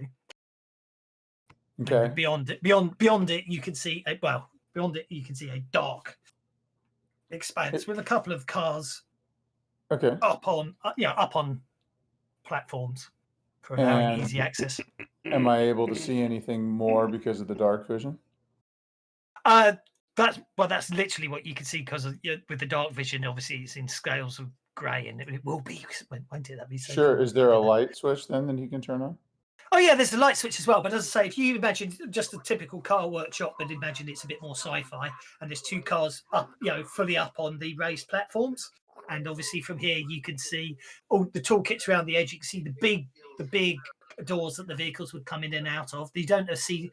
You can see there doesn't appear to be a back door to the establishment, which is probably a violation of fire escapes, but that's by the by. I suppose the idea is they can go out the big front door. The only other real two things you can see in here are the two maintenance pits beneath the vehicles. And if I look in the maintenance pit, am I going to see Benny? If you walk over to the maintenance pit and look down, you don't actually see anyone in either of the pits. But those kind of have like some. So is there any exits out here? No. There's no exits, but Aki, if you're looking down in the pit, you do notice that very, very, very cleverly concealed as you're looking down in that pit, there does appear to be what looks like a cleverly concealed in the corner there, an access button, as it were, and you press that, and the floor of the pit slides open, revealing a panic room beneath, and Benny staring up at you, going, "No, don't you!" I'm going to pull my gun out now. Because I didn't have it out before. Flechette pistol, yeah, so yeah. What's going on, Going to do better to a human than it will to a slime. Have they gone? Yeah, they've gone. They killed the girl. Oh, she left behind. Well, she was working for them. Well, they didn't treat her very nice, did they? They shot her and took her body. Oh, I'm sorry to hear that. I suspected she was and keeping an eye on someone, but you know what they say, keep your friends close and your potential enemies closer. So I kept her around. Besides, she was easy on the company eye on a cold night. I mean, the only way they could have killed her is if she well, I know she released the bloody security blinds because before I could reseal the thing, and I needed to get into the panic room, and by then they'd already got inside. Okay. Who are you? What can I help you with? We're looking to find out how a truck got what happened to a truck basically. So we're hunting. Had some. Yeah, don't want to give him too much information. Well, you're the man. And as I told, well, this is it. And as I told the individuals that came a knocking earlier, I didn't want to get involved in taking that particular, breaking into that particular truck. But I think they said they'd be back later and obviously they did come back, and I didn't want to get involved. So you didn't want to get involved, but now you are involved, so you might as well work with someone who will look after you rather than shoot you. So we'll look after you if you help us out.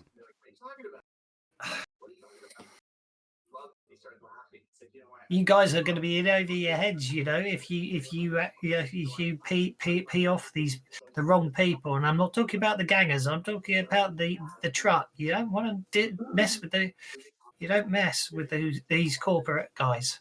The corporate guys hired us to find the trucks. From the truck. Sorry, you broke up at the start of that one. I didn't catch it. I said we are actually trying to recover the stuff out of the truck rather than making further trouble. We're trying to undo some trouble. And since you appear to be involved, whether you like it or not, it might be a good idea for you to help us out.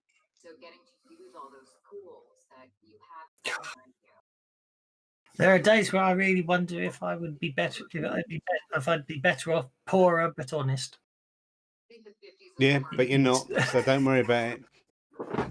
Yeah, we're trying to recover the truck, and we're working for the people who own the truck. So yeah, but at the same time, I mean, you want to go up against Lazarus. Well, and if we have to. Make a common knowledge roll. All of us. Anyone who's persuaded, able to hear the conversation, yes. Well, that was a terrible common knowledge roll. I think Waif is the only one waiting outside, keeping an eye out. Yeah. Apparently not well. Quig goes all over it. Quick, yeah, must be. Well, actually, I think didn't trolls not get common knowledge? Quig, Lazarus, he's got a reputation. He's basically quite well jacked up, quite psychotic, and is sort of quite on the violent side. He's also very much the type to come into ramen bars and not take kindly to being swept outside by Quig, but Quig's the only person who's ever managed to stand up to him, as purported. And the word on the street, as Lazarus is saying, is that's only because Quig caught him when he wasn't looking. The fact he hasn't come after Quig yet makes you think, oh, well, maybe that's just bravado. But the guy's basically a scary individual and the type of person who's stupid and said, only Lazarus has been stupid to take this job in the first place. But yeah, he's basically quite chromed up and a bit of a scary sod. Yeah, I might have swept him out before he got totally chromed. Yes, I get the impression that you get the impression that he has been augmenting himself significantly lately. Unfortunately, some of it may have had a bit of an adverse effect on his sanity. This is the Lazarus guy he's talking about, is it? Yeah, Lazarus. Yeah, he's a ganglander boss, as it were, for one of the local gangs, which means you do know where he's probably hiding out right now, if it's him behind the robbery. Yeah, okay, so he said we don't want to go up against Lazarus, but what else can you tell us about this Lazarus? Well, that's who he was hiding from. Those was Lazarus's cronies. All right. So Lazarus was probably behind the heist. He was probably paid. Yeah, you suspect he was paid to do it. Yes. Benny, your shutters are wide open, by the way. So if anyone comes in now, they're going to just walk through the front door. Yeah. Yes. Well, what do you think? Yeah, I just Lock broke. Broke. He goes, oh well, it's obviously time to close early, isn't it? Unless there's anything else, I'm going to take a quick holiday. He says that already packing a bag. We still need a set of wheels. Maybe we can borrow something from him, like a car, vehicle. Yeah. He goes, Yep. The access cards are under the counter. I wouldn't take the one on the left. The owner might be very upset, but the one on the right just belongs to Transtech. They won't miss it for a few days. In fact, the other one is of Transtech van. It's got Transtech written on both sides of it. They're a delivery company. Excellent. We need to borrow it. Who's driving? Because I can't drive.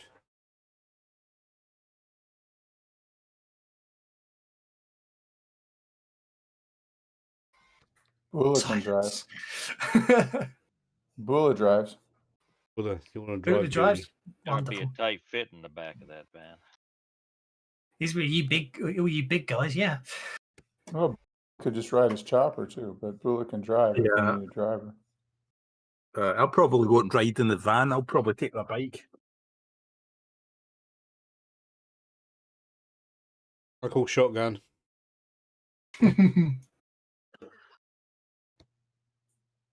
There's a few of us. I've got bikes. You're not on the bike in the van. Wife won't ride in the van unless it's necessary for a reason. She'll have a rendezvous point and meet you on her scooter. All these people with scooters. How do you manage to afford all these scooters? Because they're easy to steal. That's why. Oh, you just steal stuff. I thought you had a limit of what you could buy, not I would just go and nick stuff. I've got a helicopter and a ship and a rocket launcher. Street bikes, I go only 1.1 logistics point. And that isn't even a street bike; it's a scooter, which is something like half. So they must be easy to steal because you half a point and you get a bike.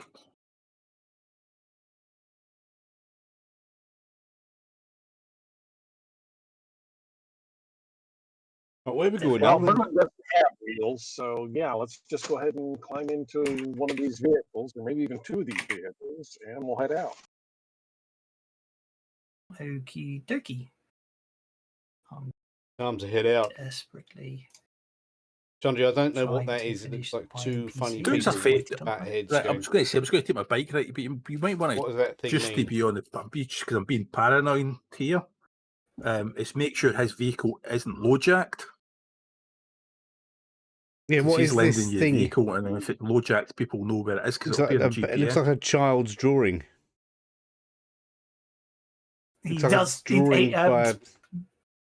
Benny does pull a face as you say that out loud and goes, yes, I didn't actually mean to mention that, but I'm sure you got someone who can deal with that.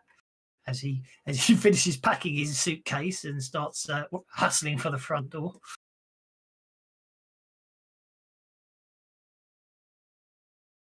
He goes, well, it was nice meeting you all. My shop's still here in a few weeks. Come by and I'll do you a good deal on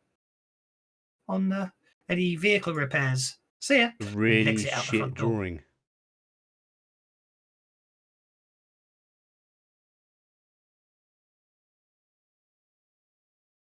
No, it looks like Boola's managed to rewire the Okie dokie. So what I need right Feeling smarter by the minute, Bula says. Sounds good. Who you're hanging out with. See, that would work. You need more glasses. I need more glasses. How that one will work? Create an image record from that. On the fly guy here. Yeah, there we go. It's a bit blurry, but it will suffice.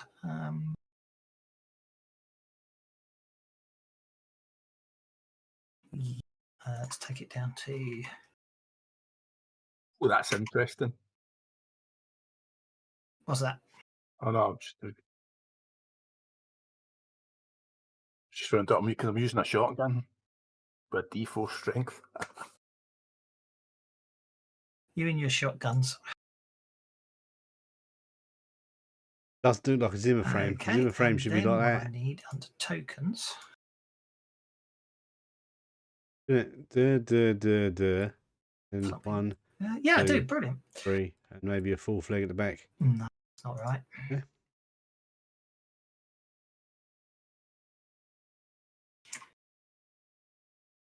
I need that with a shotgun because it was cheap. Keep them cheerful.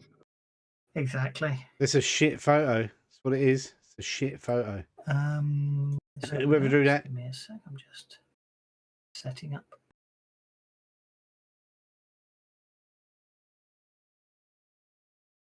get away with using that. Yep, this looks like a really badly drawn picture of two cocks bouncing together. So then I want to go back into paint mode.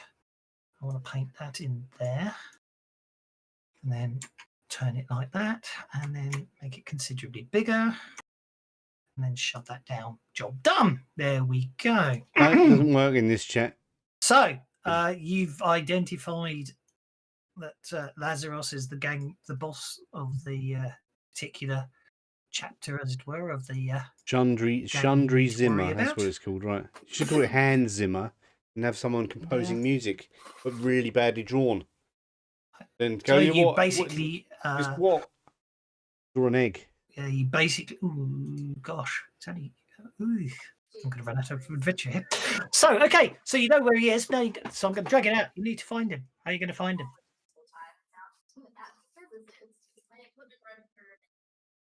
He says in a blatant attempt to delay stuff a bit more.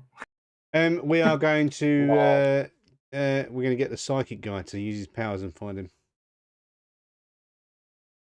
Well, I don't think it kind of astral plane don't quite kind of work that way. Well, I'm not psychic, so I don't know. I know that I'm opposite of psychic, and all them things hate me. But okay, this is Hans Zimmer more composing. Psychic than psychic.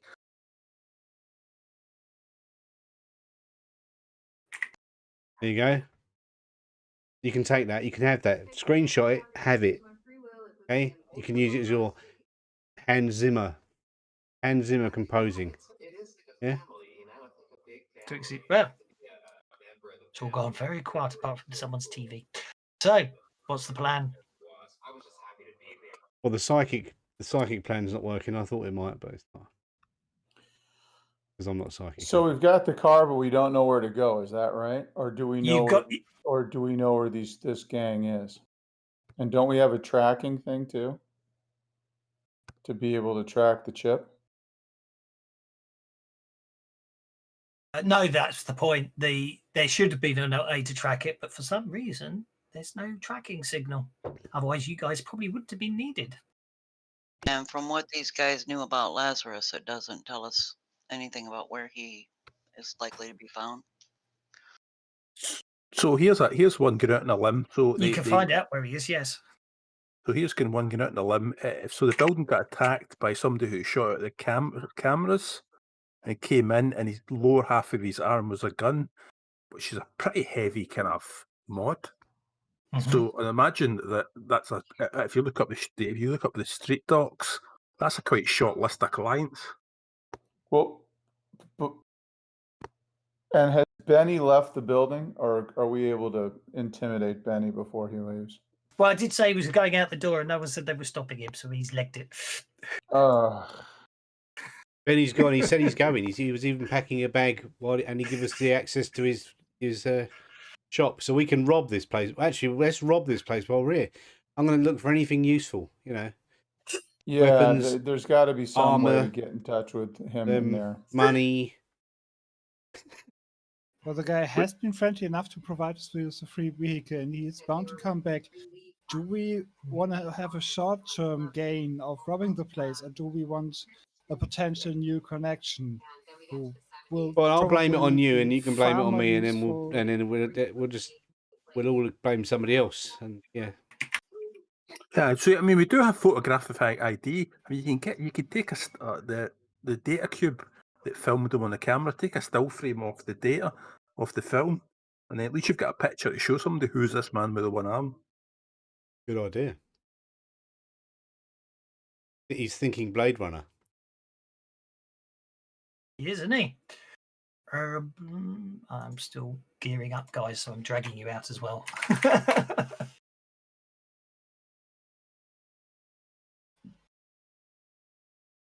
No, don't give me that crap. Oh, I don't need to have it. I don't need that. So carry on. I'm searching. Is there anything that I would like here? Anything of thinking? It's a garage for fixing vehicles, so probably not. There's nothing useful to me then. Unless you want the as I say, unless you want the car he suggested you really didn't take. No, we're not taking that one. We'll leave that. We'll take the other one. That's a very. It's a very nice. It's a very nice vehicle. Latest. You mean I disengaged the low jack for nothing? The low jack was on the truck. Oh, on the truck. My bad. So can we, if the low jack is on the truck, can we use? Well, not anymore. Jack? Not anymore. When was it disabled though? About 2 minutes ago, by Beulah. But what was the last coordinates of it before it went offline? Here.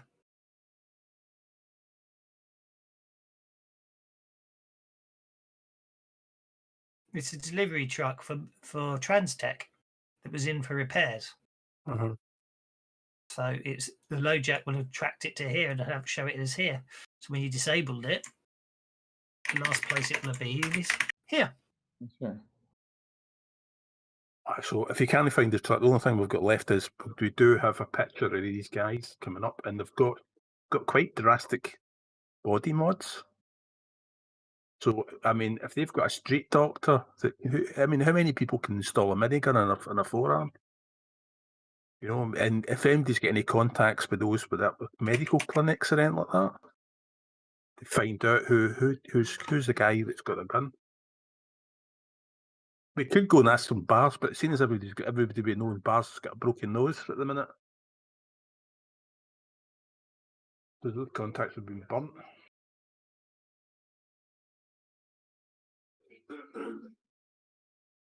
Well, Waif would turn to Master Zhang for advice. Let's turn to Master Waif then. Go on.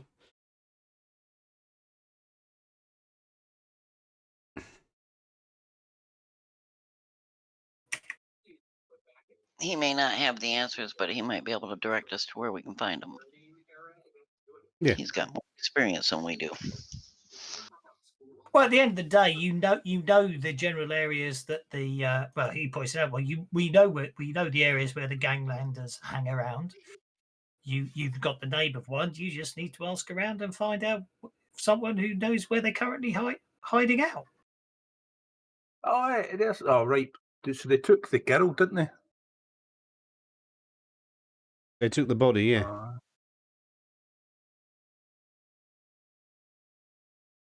Well, again, obviously, at the end of the day, you know whether she's really dead or not, and whether it was staged for the camera. If you want a really interesting concept, but yeah, they took the girl. Just if she's still here, I was going to wake her up and ask her.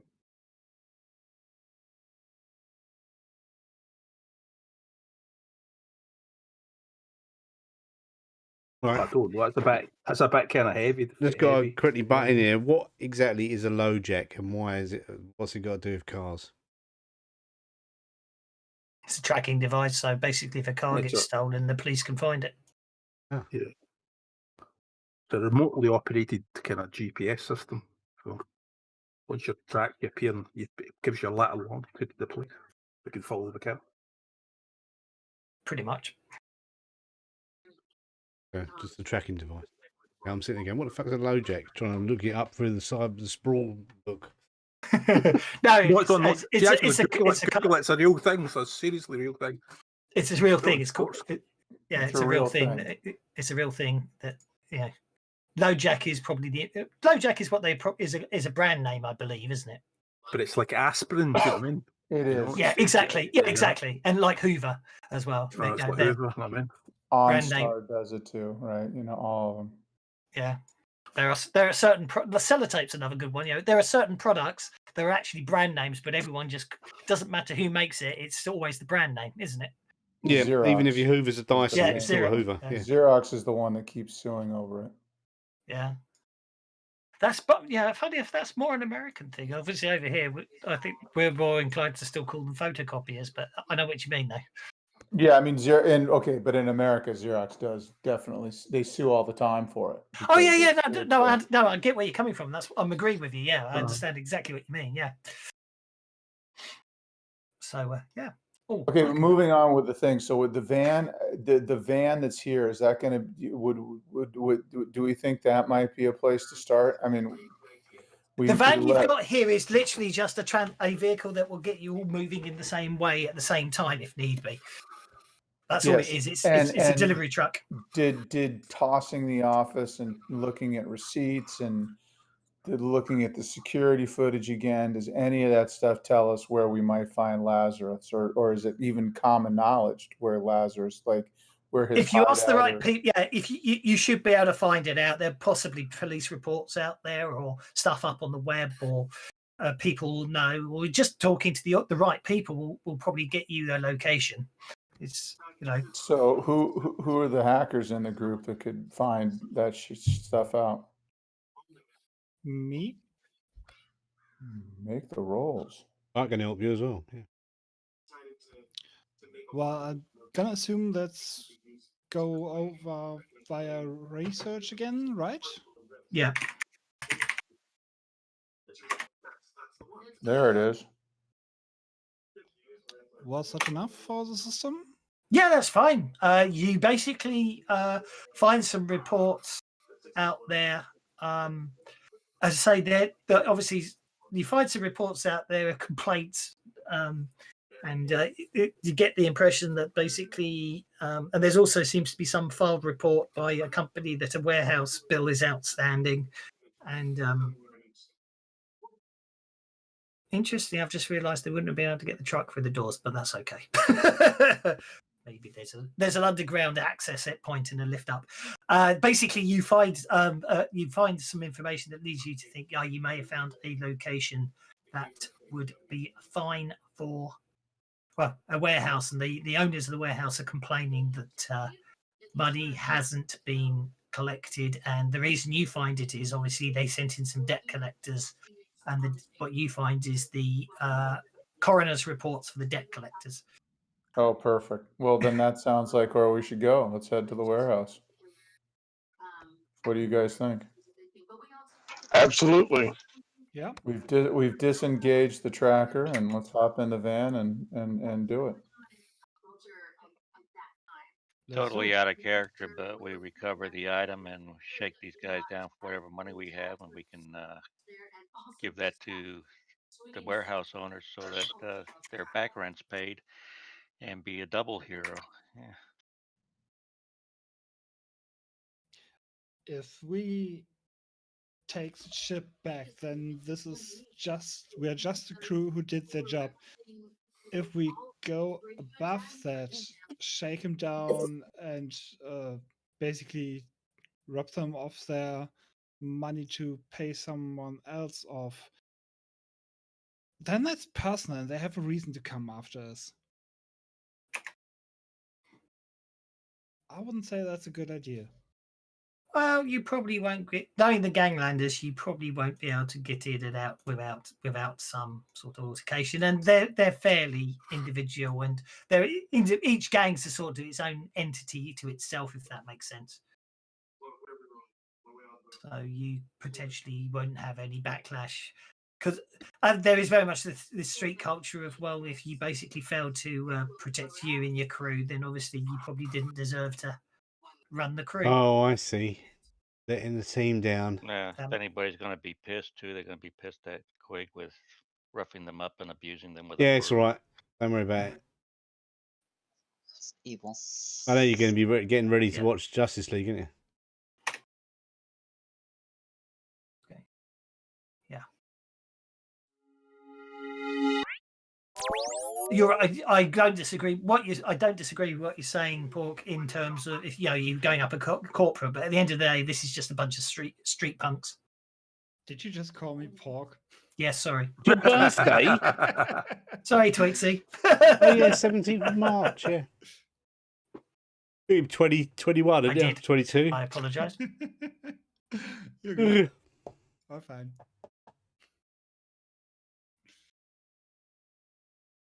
Oh, damn. Would have been perfect. We'll trail along on her motor scooter. 27? Okay. You're old. Fuck off. Are you on So my stream? you've got a location. You've got a oldie. point. You've got a warehouse location. There appears to be an underground access point. It's quite an unusual layout because there doesn't appear to be any doors. So at first you're not convinced that you've actually got the right place. because to access it, well, based on what you could see, you can't see how anyone could have got the you can't see how anyone could have possibly got the vehicle in there, but a bit more research shows that there is in fact more than one way to there's an underground access garage, as it were, and basically you can use that to enter the premises from underground, and then there are lifts inside that would allow someone to bring the vehicle up. So you conclude that most likely that they would have brought the vehicle in that way if they're hiding it there.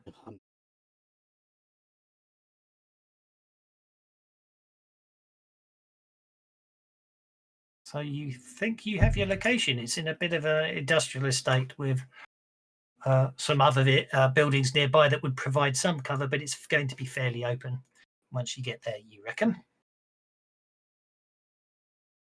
All there then. Set a rendezvous point for the people on bikes and scooters and hovercraft and the helicopters. I'm going to get my private Learjet to fly me there. No, I'm in the van. Oh, Waif doesn't have any trouble following a van. I'll be in the van as well. No problem.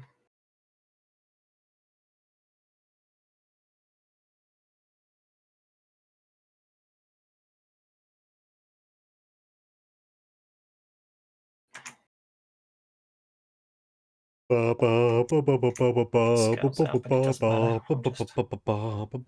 it up as I go along. Map, that is. That should be a bit. That'll do. That'll suffice. There we go. You found a map. Okay. You made a map. You spent hours making a map, haven't you? Hours lighting. It's got all the line of sight done. Everything in it. No.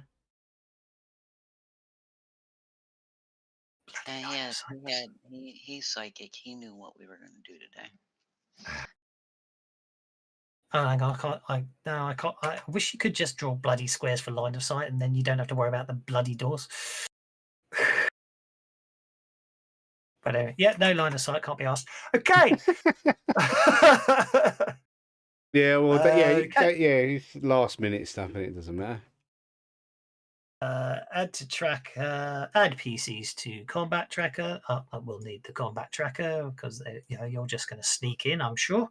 Then I'll just add the players to the map. Oh God, it's a huge map. I didn't realize it was that big. Let's add the players to the map again.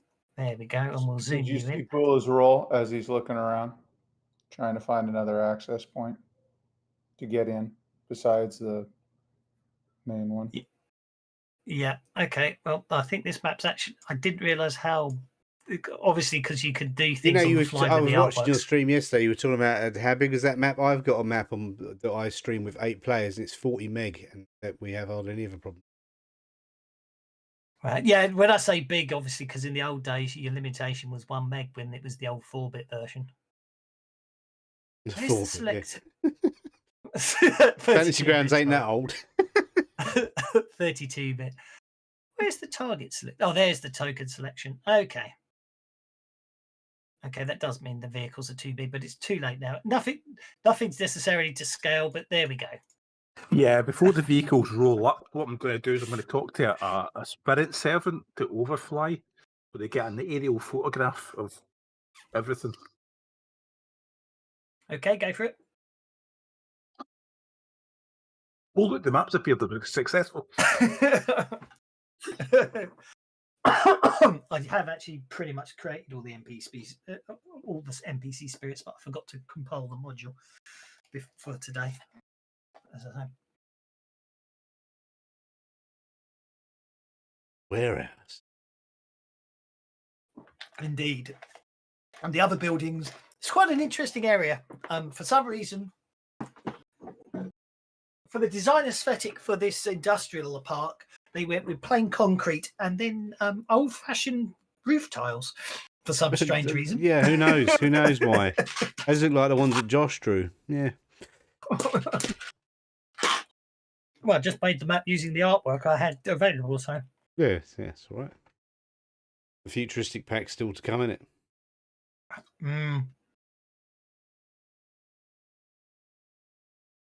So did we find a way in with that notice? No. Well, you got the overhead, which gave you the extended area. There it appears to be a large door there, and I'm not going to accept that one because I zoomed in, it probably bugged things up for me. So it looks like, hang on.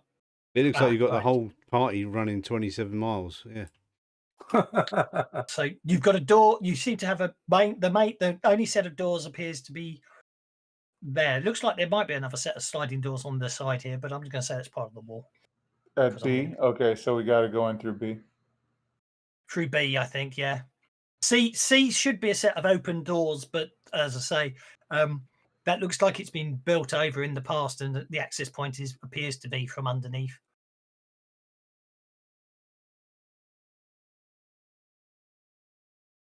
Is it night time, daytime? What time of day is it? Yet? I haven't actually. I didn't think we were needing it for combat, but obviously we are. I'm joking, obviously. Oh, combat checker for combat? Never. We can do it by hand, manually, easy. Is it daytime, nighttime? By now, it was probably. That's a good point, actually. That's a very good point. Well, this map doesn't like it, but it's getting quite dark. I don't think I'll bother with the time of day. I'm not sure that works too well. Depends on the maps, doesn't it? That looks all right. It looked like nighttime to me. Okay, then it's nighttime. We're just character. We're not using PowerPoints, are we? No, it's a non-PowerPoint setting, which I have to admit I didn't know. I'm a bit knocked about, but I'm going to try it out for now.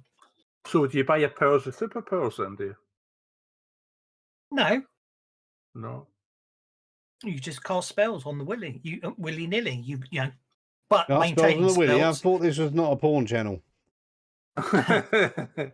I was going to say, right, in that case, I'm going to summon a spirit of a cat, because it's just a cat, right? It's a neighbourhood cat, and it's going to wander around all the buildings and seeing what it can see, just in case people run into sentries and things. I'm going to keep away from the spirit. The way it works with no PowerPoints, of course, is where you cast a spell and then you have to maintain it without PowerPoints, which means for every spell you're maintaining, you have to pay.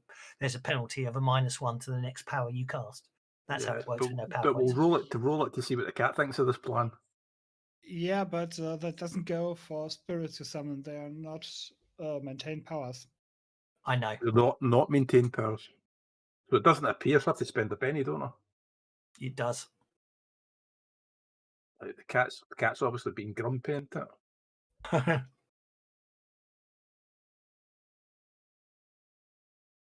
I didn't read up on the shamans because I didn't think our shaman was. Yeah, shaman's not coming for 2 weeks. We're gonna have 2 shamans in the party, so instead of at the end of all this, that'd be good. You have a cat shaman and an owl shaman. That's going to go down well. Yeah, me. That's still going to go down really well. Yeah. 5 powers he's got.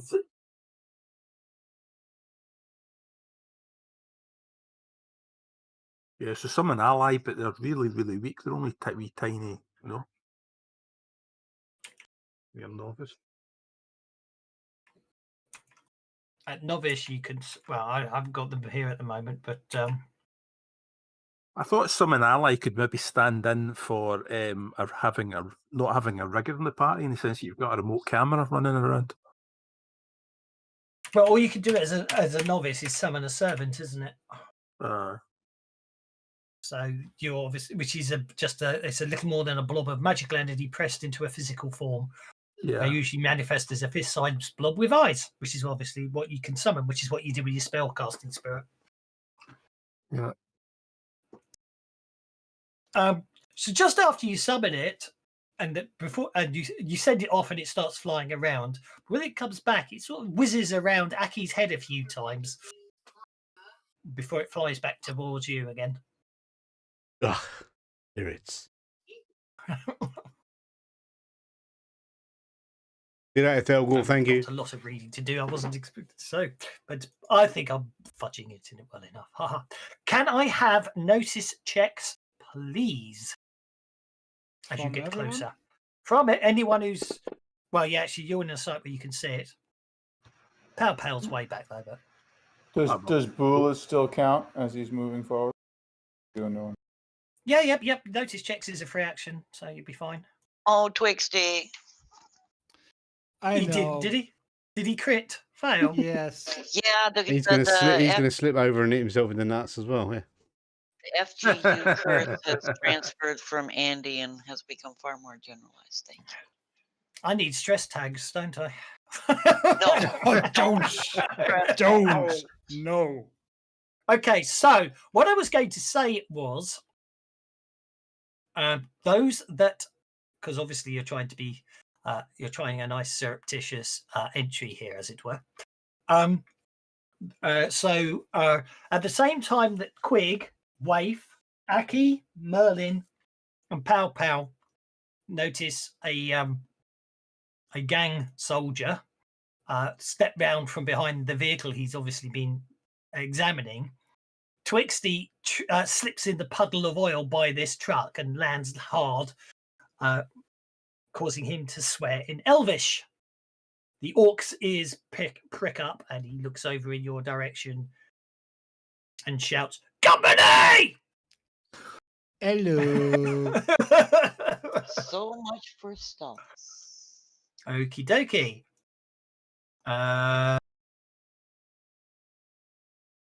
Waif, you get to go first.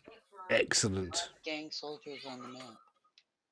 You can only see the one outside the building. If there are others inside the building, you can't see them. I'm not even seeing the one outside the building. I apologize. He's up by the little doom buggy there. I forget that if I make him, I thought he was visible on the combat Yeah, I tracker. can see him. He's on the combat tracker. He's under Twixty. He's behind Twixty. So he's behind Twixty on the combat tracker. On the tracker. He's north of the warehouse by the red doom buggy thing. He's up there on the map, but he's behind Twix. He's in on the initiative wise. He's behind Twixty on the 9 of diamonds. Yeah. Be close enough to me where I can reach. Okay. He 23 inches from me, and I think I'm the closest. 25 inches for you. Okay, I'm seeing. Yeah, 24 inches. I've targeted him. And he's already yelled an alert, so quiet is no longer a relevant issue, right? Yeah, basically. So did Merlin use his magic to go inside the? No, Merlin's about a third of the way up the right side of this tractor trailer right here. You hit with your Arasaki 9mm pistol. You basically. No, I want to take him down because he's alerted the others. We need to move fast. I'll try one more on that. Okay. But you hear a crack, crack, crack from the Arasaki 9mm pistol. Bullet-wise, it's a single shot, but it's gonna get. Yeah. That's okay. You shake him. It's enough for someone else. Oh, what happened there? Oh, I must have applied. I applied the effect to shaker twice. I applied the damage twice, didn't I? He's not damaged. He's only shaken. Merlin. Okay, Merlin is going to make sure I'm doing this right here. +1 per recipient, so 3, 4.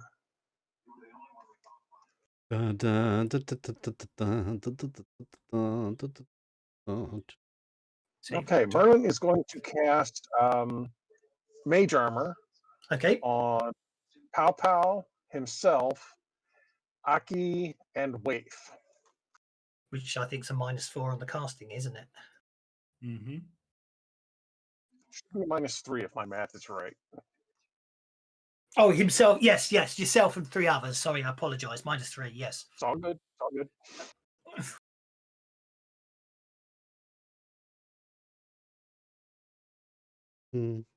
I think that's not a problem. Okay, that's a deflection on. So is there a visual trapping that goes with your? Yeah, there is a brief kind of deep blue, almost purple flash that kind of sinks in and like constricts around the person, and that's really all that they can see. It very quickly fades away, though. The only real obvious marker that's left is his amulet. Has now got an outline of a shield in a very deep purple, and everybody else on their chest has also got that same shield showing on their chest. Nice, very nice. We need to add that to ourselves, do we? It's already done. Brilliant. You will have deflection on you.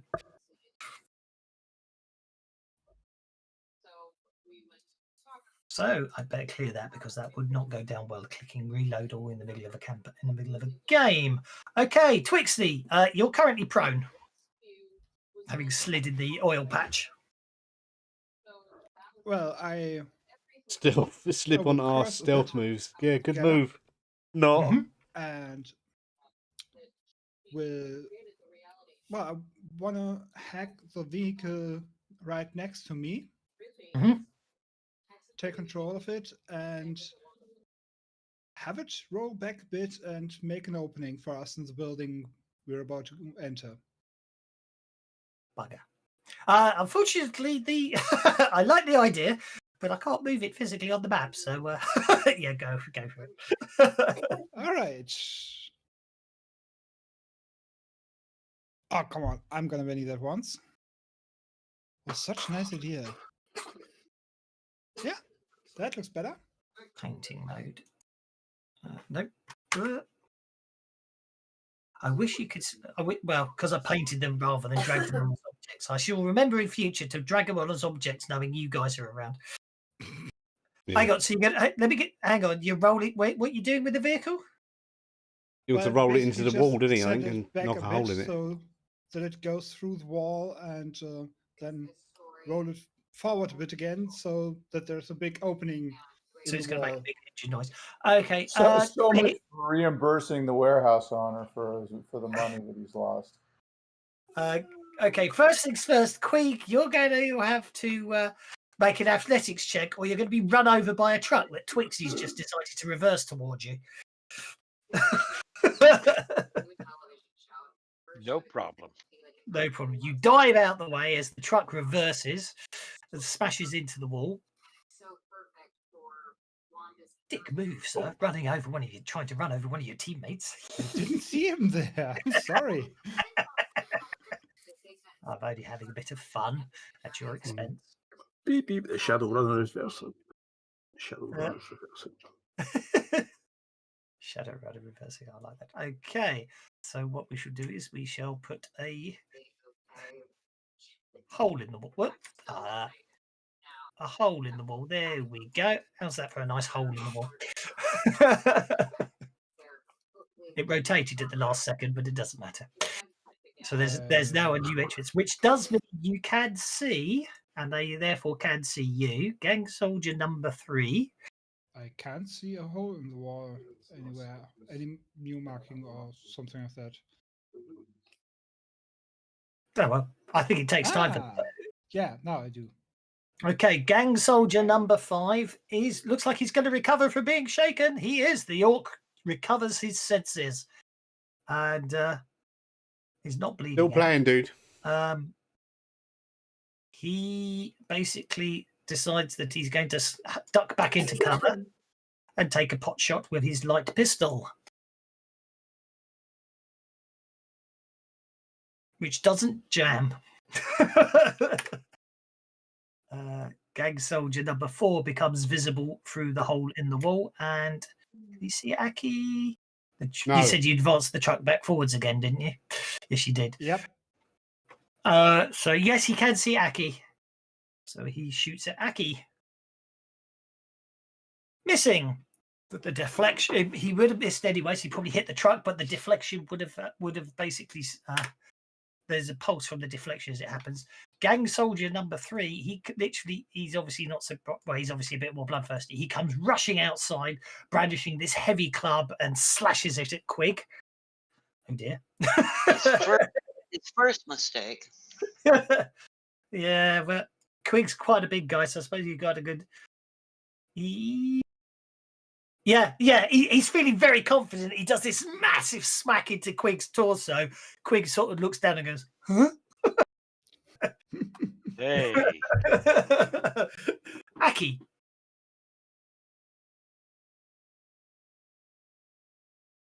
I'm going to move to there. Okay. And then, hang on. Better untarget him. Target him, and I'm going to shoot him. Go for it.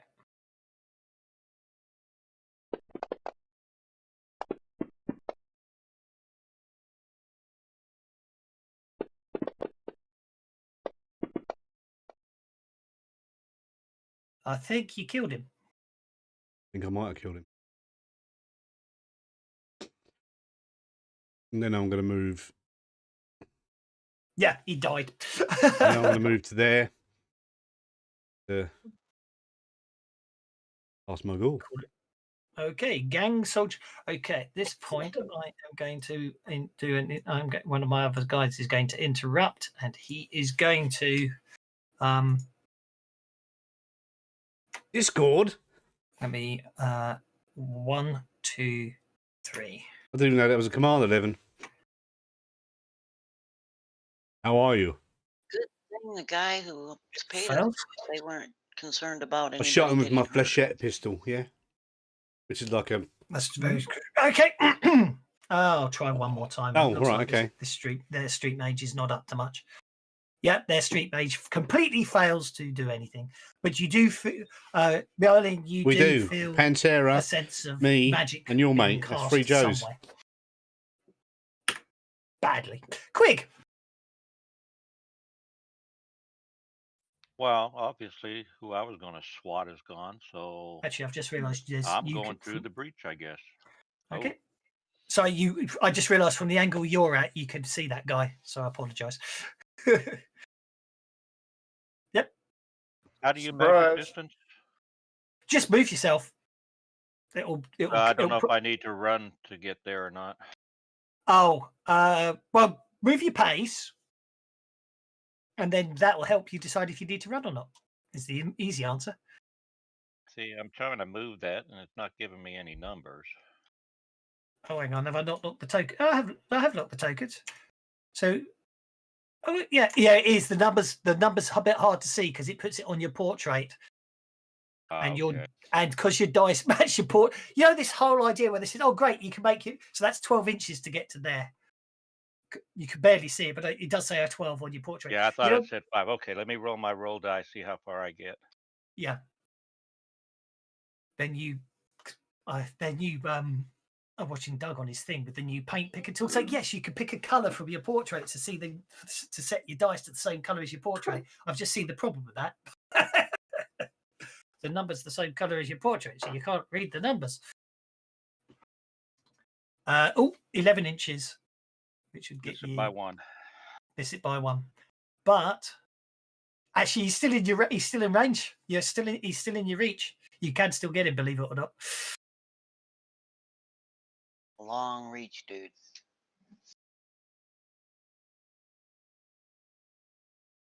So you can hit him.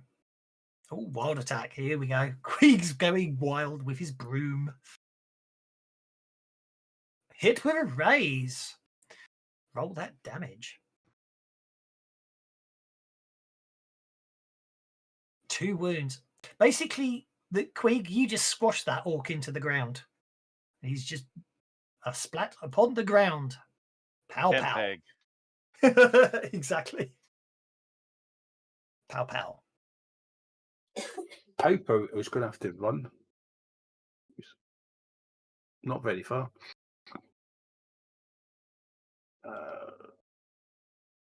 Did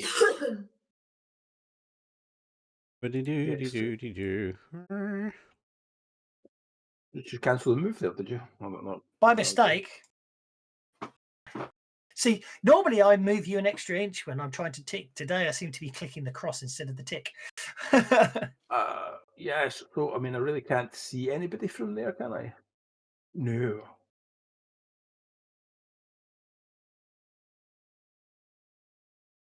Yeah, all I'm going to do is, because I can't see anybody in the building, what I'm going to do is I'm still going to have my spirit running around the peripheral of the building just to make sure that there's nobody else in the compound that's going to come in and interrupt us. Keep your spirit away from me. Beulah. It's not going to like me. All right, so Beulah.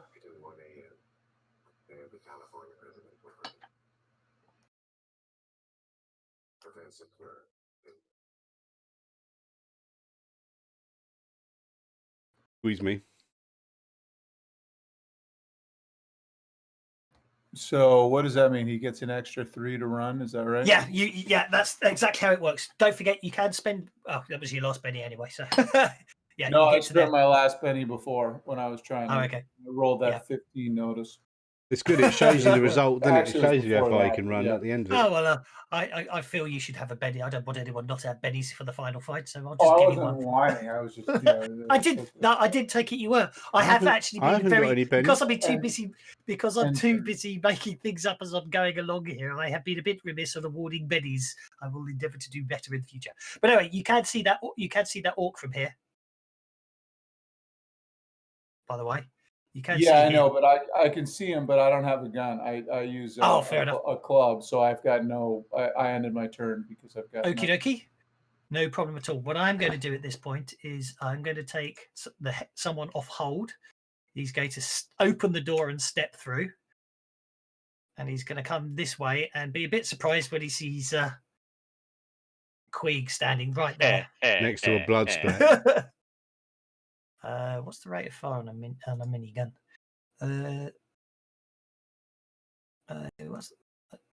Ignore that. That was me double clicking. I'll take one off the final thingy. Because I forgot to add it on before I did it. The rate of fire of a minigun is 5. Okay. So that was a 2, which missed. So I'll just do another 4 shots at you.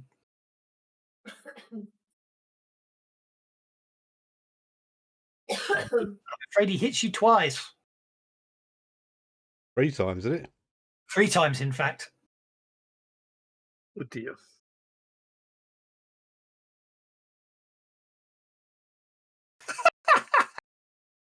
Okay, I only saw the second one, so I'm afraid, as it stands, you're wounded, then there's nothing, and then you're shaken. Has that got 2 wounds? Which means potentially is 2 wounds. Okay, so drop the Benny on the chat, or I don't mind. You can either drop it on the chat, or you, in theory, can drop it on the wound on the combat tracker. Or if you hold down control, you should see a soak button appear, and you just click soak on the combat tracker. Or I could just do it for you. It's not a problem.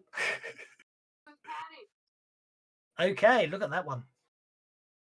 So you basically avoid the first shot without implication. So the upshot of it is you are shaken, but you can spend a Benny to automatically remove that at any time, or wait until your initiative and then see if you remove it automatically by I'll wait and see if somebody else targets me.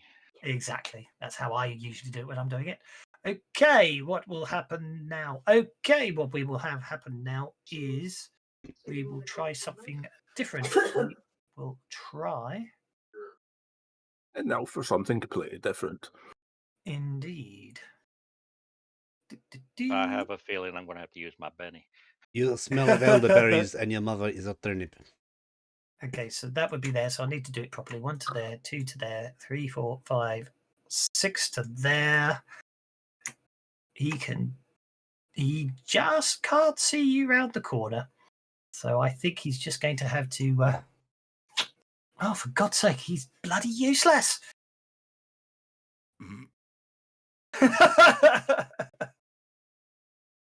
That's how I feel when I'm running. So that wasn't targeting Oh, you. what was that error? Pass test error. Yeah. Yeah, I don't know why it causes it. It wasn't meant. I should have. It wasn't. The street base shouldn't have been I think a targeting lot of the Krieg extensions, anyway. a lot of the Savage World stuff needs updating, doesn't it? Because he's been away, any so. Yeah, unfortunately, there's been a lot of updates lately, and it's broken a few things in the Savage World. Also, although I did actually get a Discord chat from him yesterday, so he's alive and well. Yeah, he's back yesterday. He started posting on the forums about what he's doing. So yeah, it's all good news. Yeah. Oh yeah, no, I just was wondering. Did you want me to take a screenshot of it, or are you good? No, I didn't actually get that one, but yeah, I'll just do a compile logs at the end of it and send them up. Yeah, it's quite common when it's a nil result in the fast check.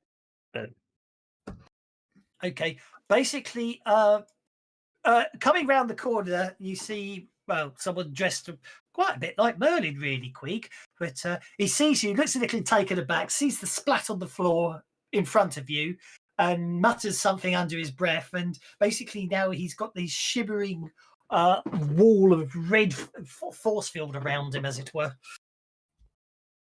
Okay. Next is Gang Soldier number 5, who I do believe is the chap up here. He's going to take another pot shot at Waif. God, has he got the world's worst gun? Yep. Yeah, I like that. Every time he's fighting, okay, Quig, you are successfully unshake.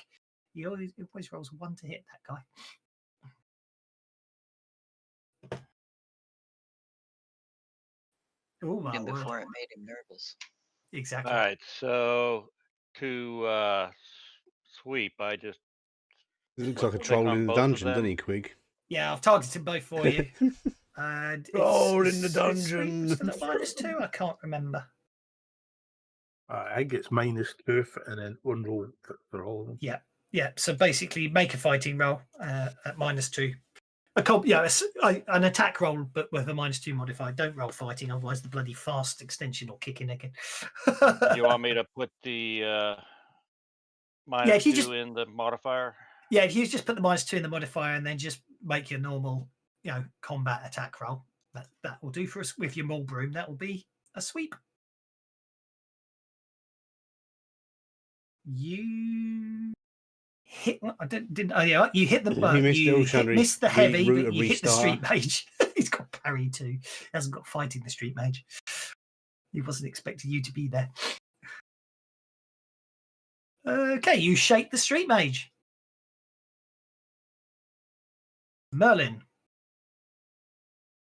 Okay, well, it looks like targets are falling left and right. Merlin likes that, so he's going to walk up to here. It looks like I should have a clean line of shot at number 4 from there. It's a little out of range, but you know what? That's what combat bows are for. I'm going to shoot him with my bow. Okie dokie. A bow, I love it. It's an old school elf here. Yep, you shoot him. Oh, lovely. Never heard the shot that took him down. Yeah. Indeed he didn't. Where is he on the combat track? Down he goes.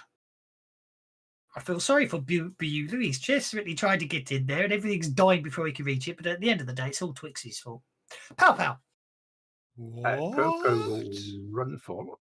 Well, everyone was planning to get up nice and close. If you hadn't gone and fallen over. Yes, it's okay. And that given elf the game sneaking away. around. Yeah. What I really like is the elf fails miserably and the fake elf is doing admirably. Right, no, I still can't. In fact, not a good idea to shoot on that configuration anyway. But I still really can't see anybody there. So this car park is a bit dirty, isn't it? So do I look okay?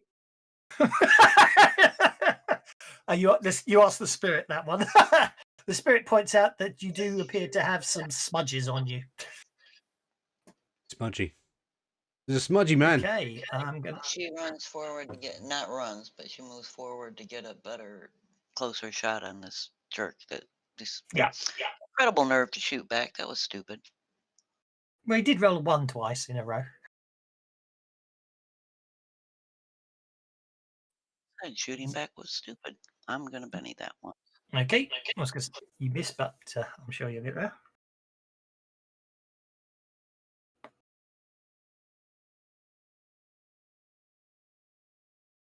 That's a hit.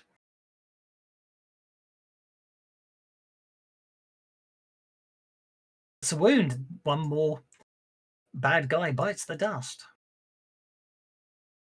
He's bleeding out. I decided to leave that on because I think sometimes knowing whether they're dying or not could be useful when people shoot them in the leg. How? It was unfortunate. Well, potentially we could. I mean, if they're incapacitated but not dead, we could heal them back up again. And ask them really important questions. Another gang soldier comes running forwards, obviously to the breach. Okay, well the heavy, with his offhand, which means it'll be offhand. Basically, he can't use his minigun in close combat, so he draws a pistol and shoots Queeg, missing.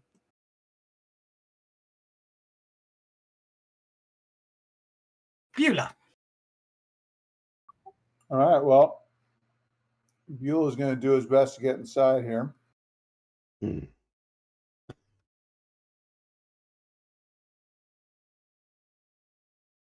he's going to have to run. Yeah, you should get to him though, I'm sure. Yeah, no problem at all. No problem at all. You're right within range. And you've targeted him. Well, I was going to target. It's control click, right? Yeah, be my guest. Yeah, well, I mean, if it's, yeah, I mean. Yeah. Likewise, you can, if you're looking on the combat tracker, you can, sometimes we may end up, if we get a fight I wasn't expecting and I don't have maps, you can just target on the combat tracker. So you can literally, there's a target. Yeah, it's probably just like 5e where I can do it probably a bunch of different ways, right? Yeah, exactly. Pretty much. I've never used the 5e rule set. I'm not sure. I mean, the functionality is all the same. They just changed. Yeah, you can control click or you can use the target icon, same as in 5e. Yeah. Yeah. Okay, and then to attack with my hand raiser, how would I do that? Because I don't see it. I don't see an actions tab necessarily. It's in the combat tab. Be on the combat tab, but I don't actually see you've got it equipped as a weapon. Yeah, it didn't show an equip thing on it. I'll just use the club. That's fine. Well, actually, the club probably does more damage anyway. Oh, hang on, you haven't got the damage in there. Hang on, I thought that if you run, that's your action. You can't take another action. No, you can't. No. Just -2 to attack. No, you can run up to someone and hit them 3 times in Savage Worlds. But there's I thought running doesn't. I thought running was an action. Running is not an action in Suede. Not in Suede. Anyway, it is in 5e, but it's not in. I just thought I've been telling my players they can run, and then so you can run.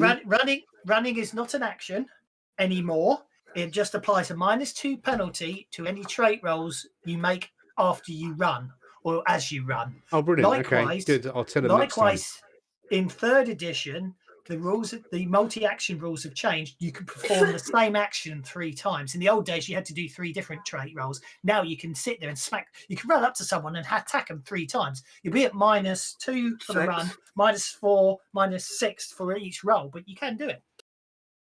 Yeah. But it's worth it if you get a gang up bonus, isn't it? Yeah. Yeah. Okay. Well, I thought you could run, but that was it. Yeah. Yeah. One of my players who's watching the stream just said, "No, I'm going to be running all over the place." What am I doing? And his damage. What dice do I drop in there? I was about to say what you're using. What are they called? The razor.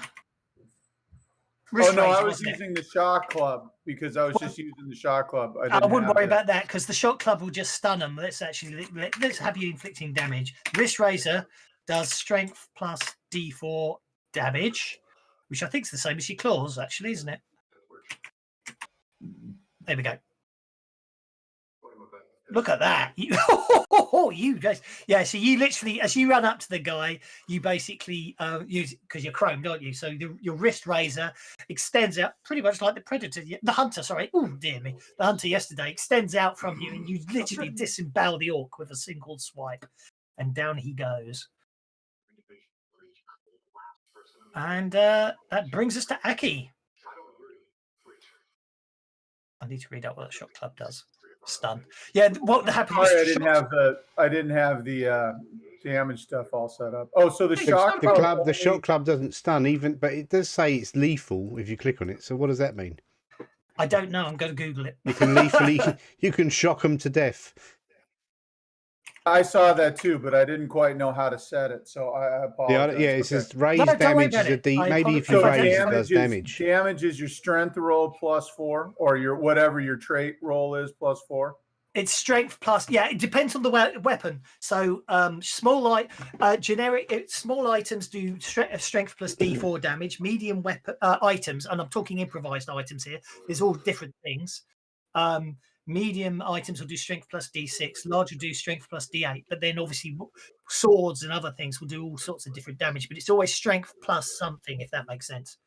Fair enough. Yeah, I just wanted to know how. Obviously, yeah, and obviously in your case, you hit so well, you got a raise. So that's where the extra. So that's where the extra D6 came from because you basically, whenever you get a raise, you get in combat, you get an extra D6 damage. Well, right. No, I got that part. I was wondering about the 8 and the 4 and the damage window. But thank you. Sorry to take time.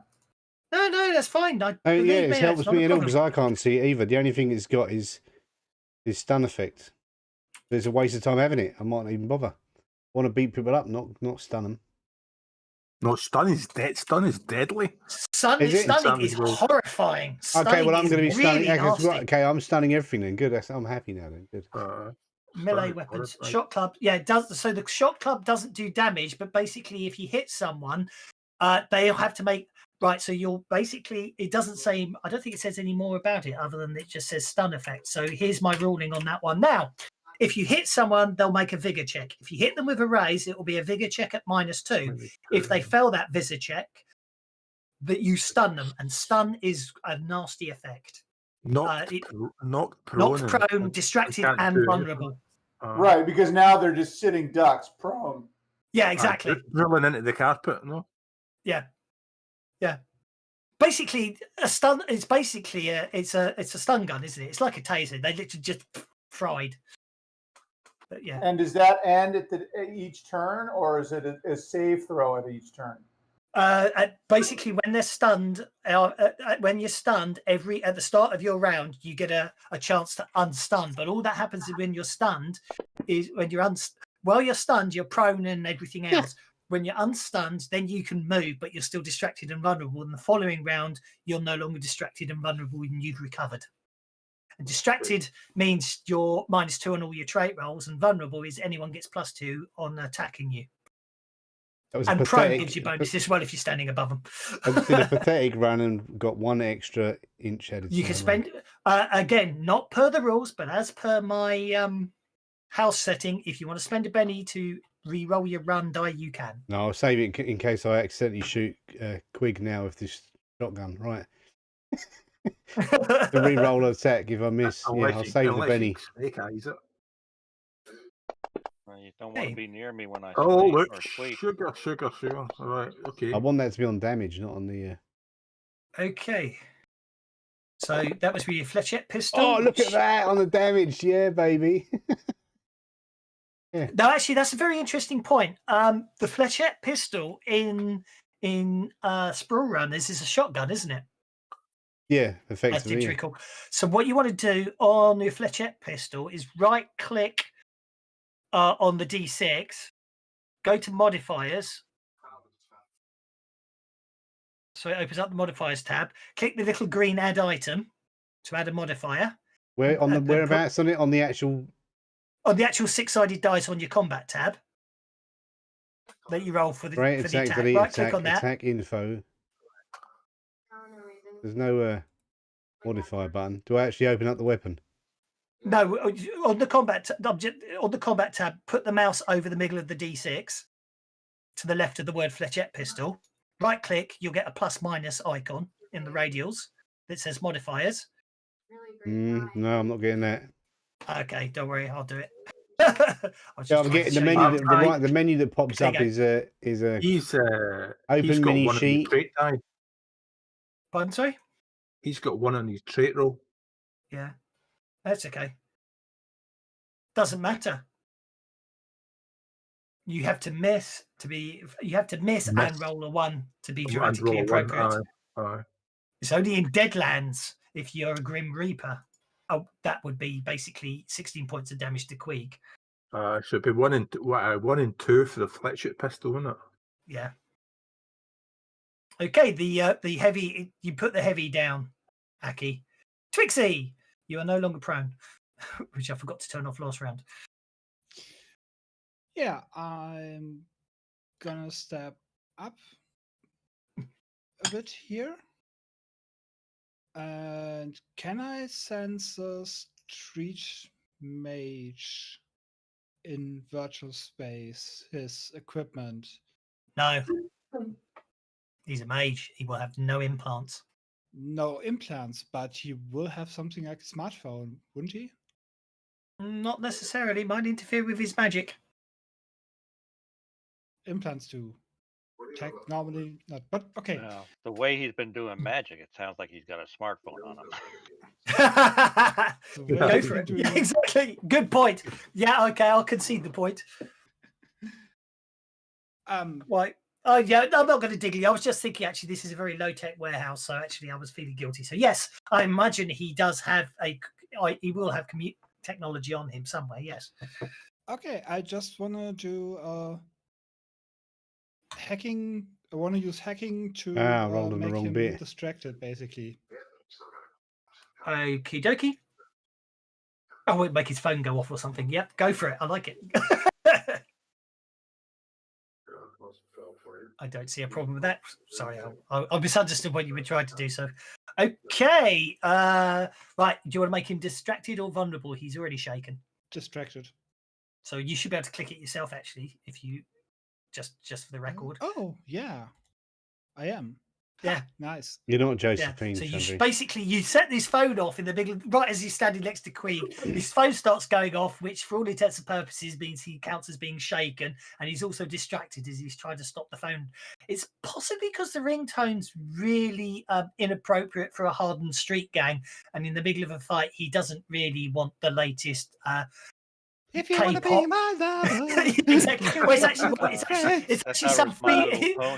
it's some female K-pop singer that's all the rage at the moment. You believe? But it's a song about unicorns. Oh, what, pink fluffy unicorns dancing on rainbows? Yeah, exactly. Yeah.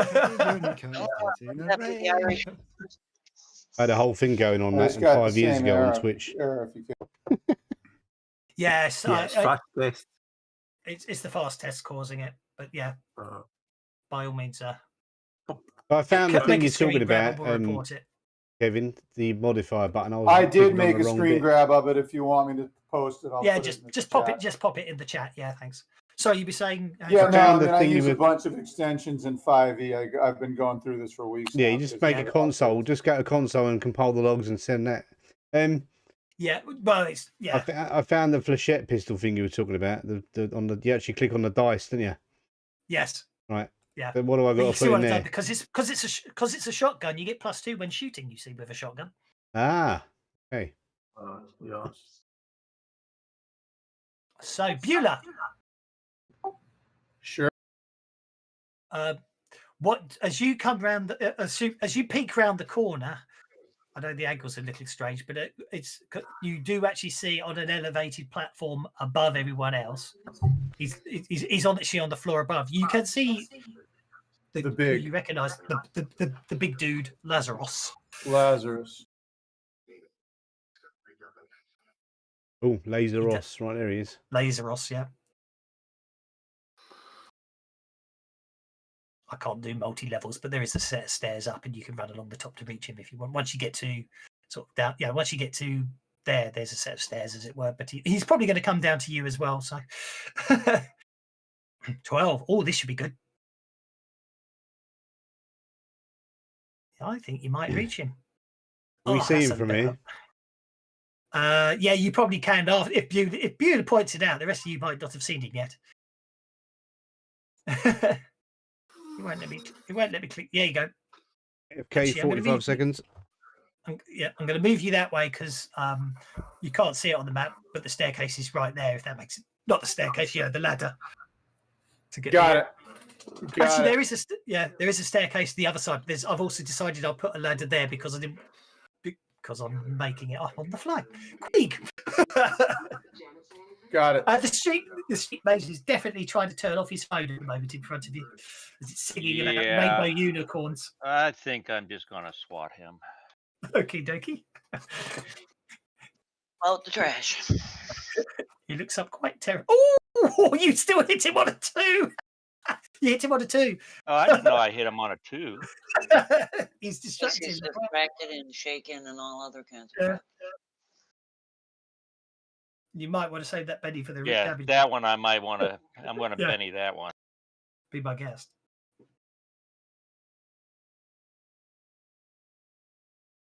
Oh my, kidding me! The dice hate you all of a sudden. Well, you've got 7 minutes. I'll go with that. I'll go with that. You got 7 minutes and 7 minutes of game time and 2 bennies, so it's up to you. I'll wait. Don't forget, people, I did give you adventure cards. Okay. Lazarus, he is actually going to come towards Beulah, actually, because he's arrogant and confident. So he'll climb down, which counts as an extra inch. He'll come up to there, and he's got this Reaper assault rifle, but he basically looks at you, smiles evilly, and you see him pulling back his arm, his left arm, and you notice this seems to be he's all augmented, and there seems to be extra muscle in there as he decides to punch Beulah in the head, or in the torso, I should say, with his cyber fist. Hitting.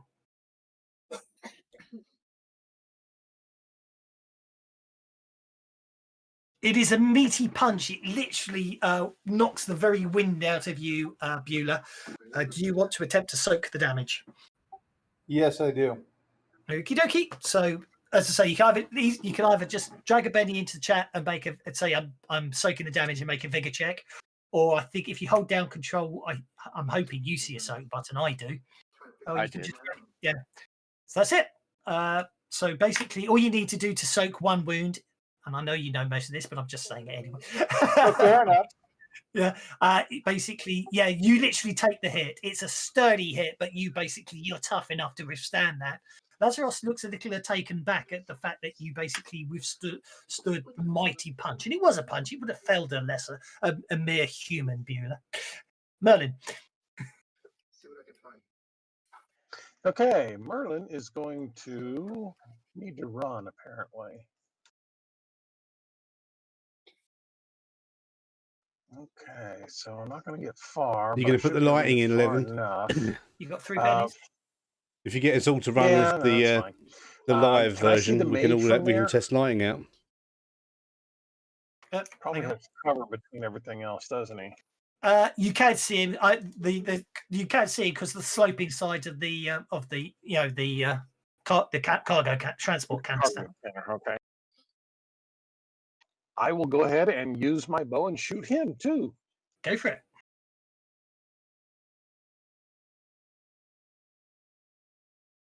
Oh, look at that. I think you hit him. But all them raises don't carry across the damage as well, innit? They did in the original edition. Yeah, it was that. For each raise, you did +2 damage for each raise you got. Oh. It was too clicky though. Yep. I'm intrigued why you re-rolled the damage after you put him down the first time. I was dragging it down for something else, and then I released it in the wrong spot. Is what happened. I'll be nice and give you it back because you didn't need it. Okay, you put the street mage down. That brings us to Waif. She's going to run to get inside with the others. Mm-hmm. There is a set of doors as well. Don't forget a B if you want to go in through those. Are the doors open or openable? They probably aren't secure, yeah. Well, I'm just going to go through the hole the other guys made. Not at that pace. I'll make Everybody wants my hole. I can't unhear that now. I know. It might have just gone missing on its own. But I'm dreading Tuesday. Pow pow. Doesn't matter. If you've got any copper, give him some copper. 3 minutes. Come on, you got to put this guy down in 3 minutes, guys. Right. Fine. Okay. Very quickly. I don't think the boss is back, so I can slightly overrun. Well, I know Larsus is somewhere in the building. Lazarus came out to play. Lazarus came out to play. There you go. It's I'm basically mocking you. So there you go, 11 to beat. That'd be spirit then. Okay, do you want to make him distracted or vulnerable? We got me and I don't know if you're on the server. Me and Kylan got attacked by 4 trolls earlier. Vulnerable. Okay. We get to do 2 each. You make him vulnerable, playing up on his pride.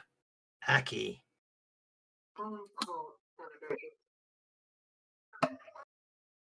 Oh, okay, hang on. I'm gonna have to do it again. I'm gonna do another run, and I'm gonna try and get a high number this time. Yeah, that's better. Not as good as I wanted, but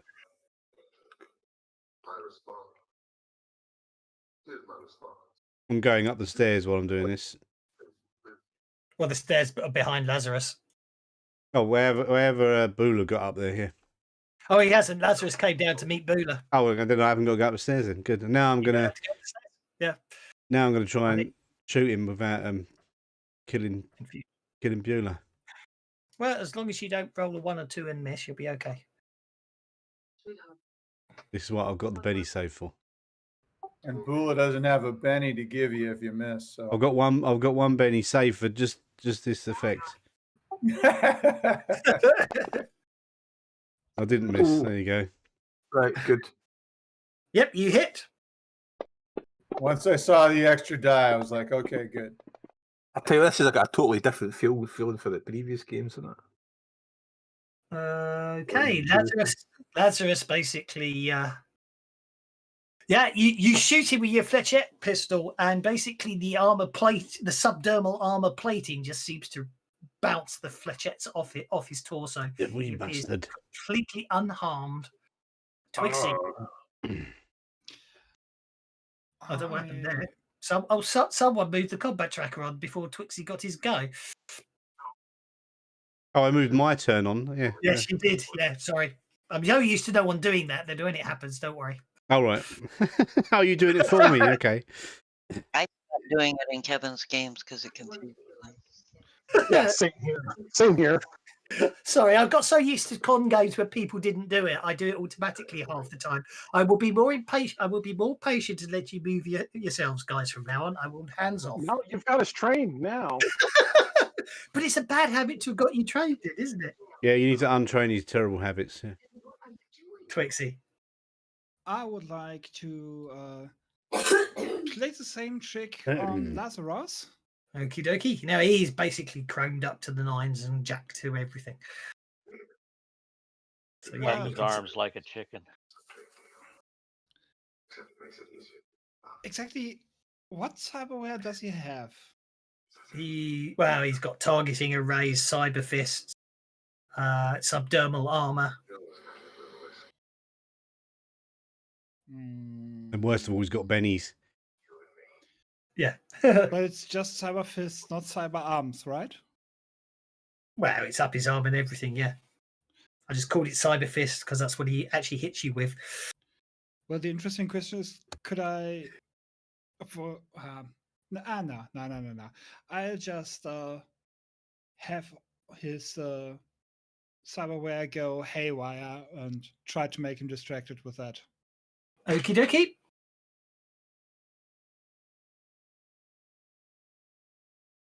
Okie dokie. Well, I've got to call it anyway, so no worries. Oh, that's a critical failure on him. Okay. Ooh, nice. So do you want? You're going to shake him and make him distracted and vulnerable, and we'll leave it there after this because it's technically the end of the last round. I will give you guys bennies because the two of you got bennies next week, but so we shall leave it there with the final fight, and then I can actually think about if there's a nasty twist. I hope you enjoyed it, guys. I'm sorry it was a bit bitty, but that was awesome. What a great start. We didn't kill the boss. What a great start. Thanks. I'm sorry I got to bounce. I just got to get my daughter to. No, that's fine. I meant to. I said the game's due to finish at this time anyway, so I will have to get. I will try and finish on time. So thanks very much, guys. No, we started much later because we messed about the characters. Well, exactly. Yeah, that's what I was expecting us anyway. So I will. Yes, it's all over. They shall be around for. Yeah, I'll be around for. You know the drill. If you need any questions or anything, or want to refine your character, or want to, thank you for coming. To come up with corporations, obviously just drop them into the chat. You can always just PM me on Discord, as it were. And otherwise, I'll see you all next Sunday or Tuesday. Thanks so much, back guys. again on Sunday. I'll leave FantasyGrounds open for a while if people want to tweak things, adjust things, or anything else. But I'll speak to you on I don't know who should I Tuesday/Sunday. Thanks very much, guys. Streaming. Bye now. Okay. Have a good one, Kevin. Thanks. It's pretty good for on the fly. Hey, no worries. You happen to get that new token where I lighten it up a little bit? I did. Yes, I'll tweak it for you. Yeah. Okay. I like the troll. You just can't see the troll. No problem. We'll tweak it. We'll see what we can do. No worries. Take care. Bye now. I will see you on Tuesday, some of you. Yep. You guys take care. Bye now.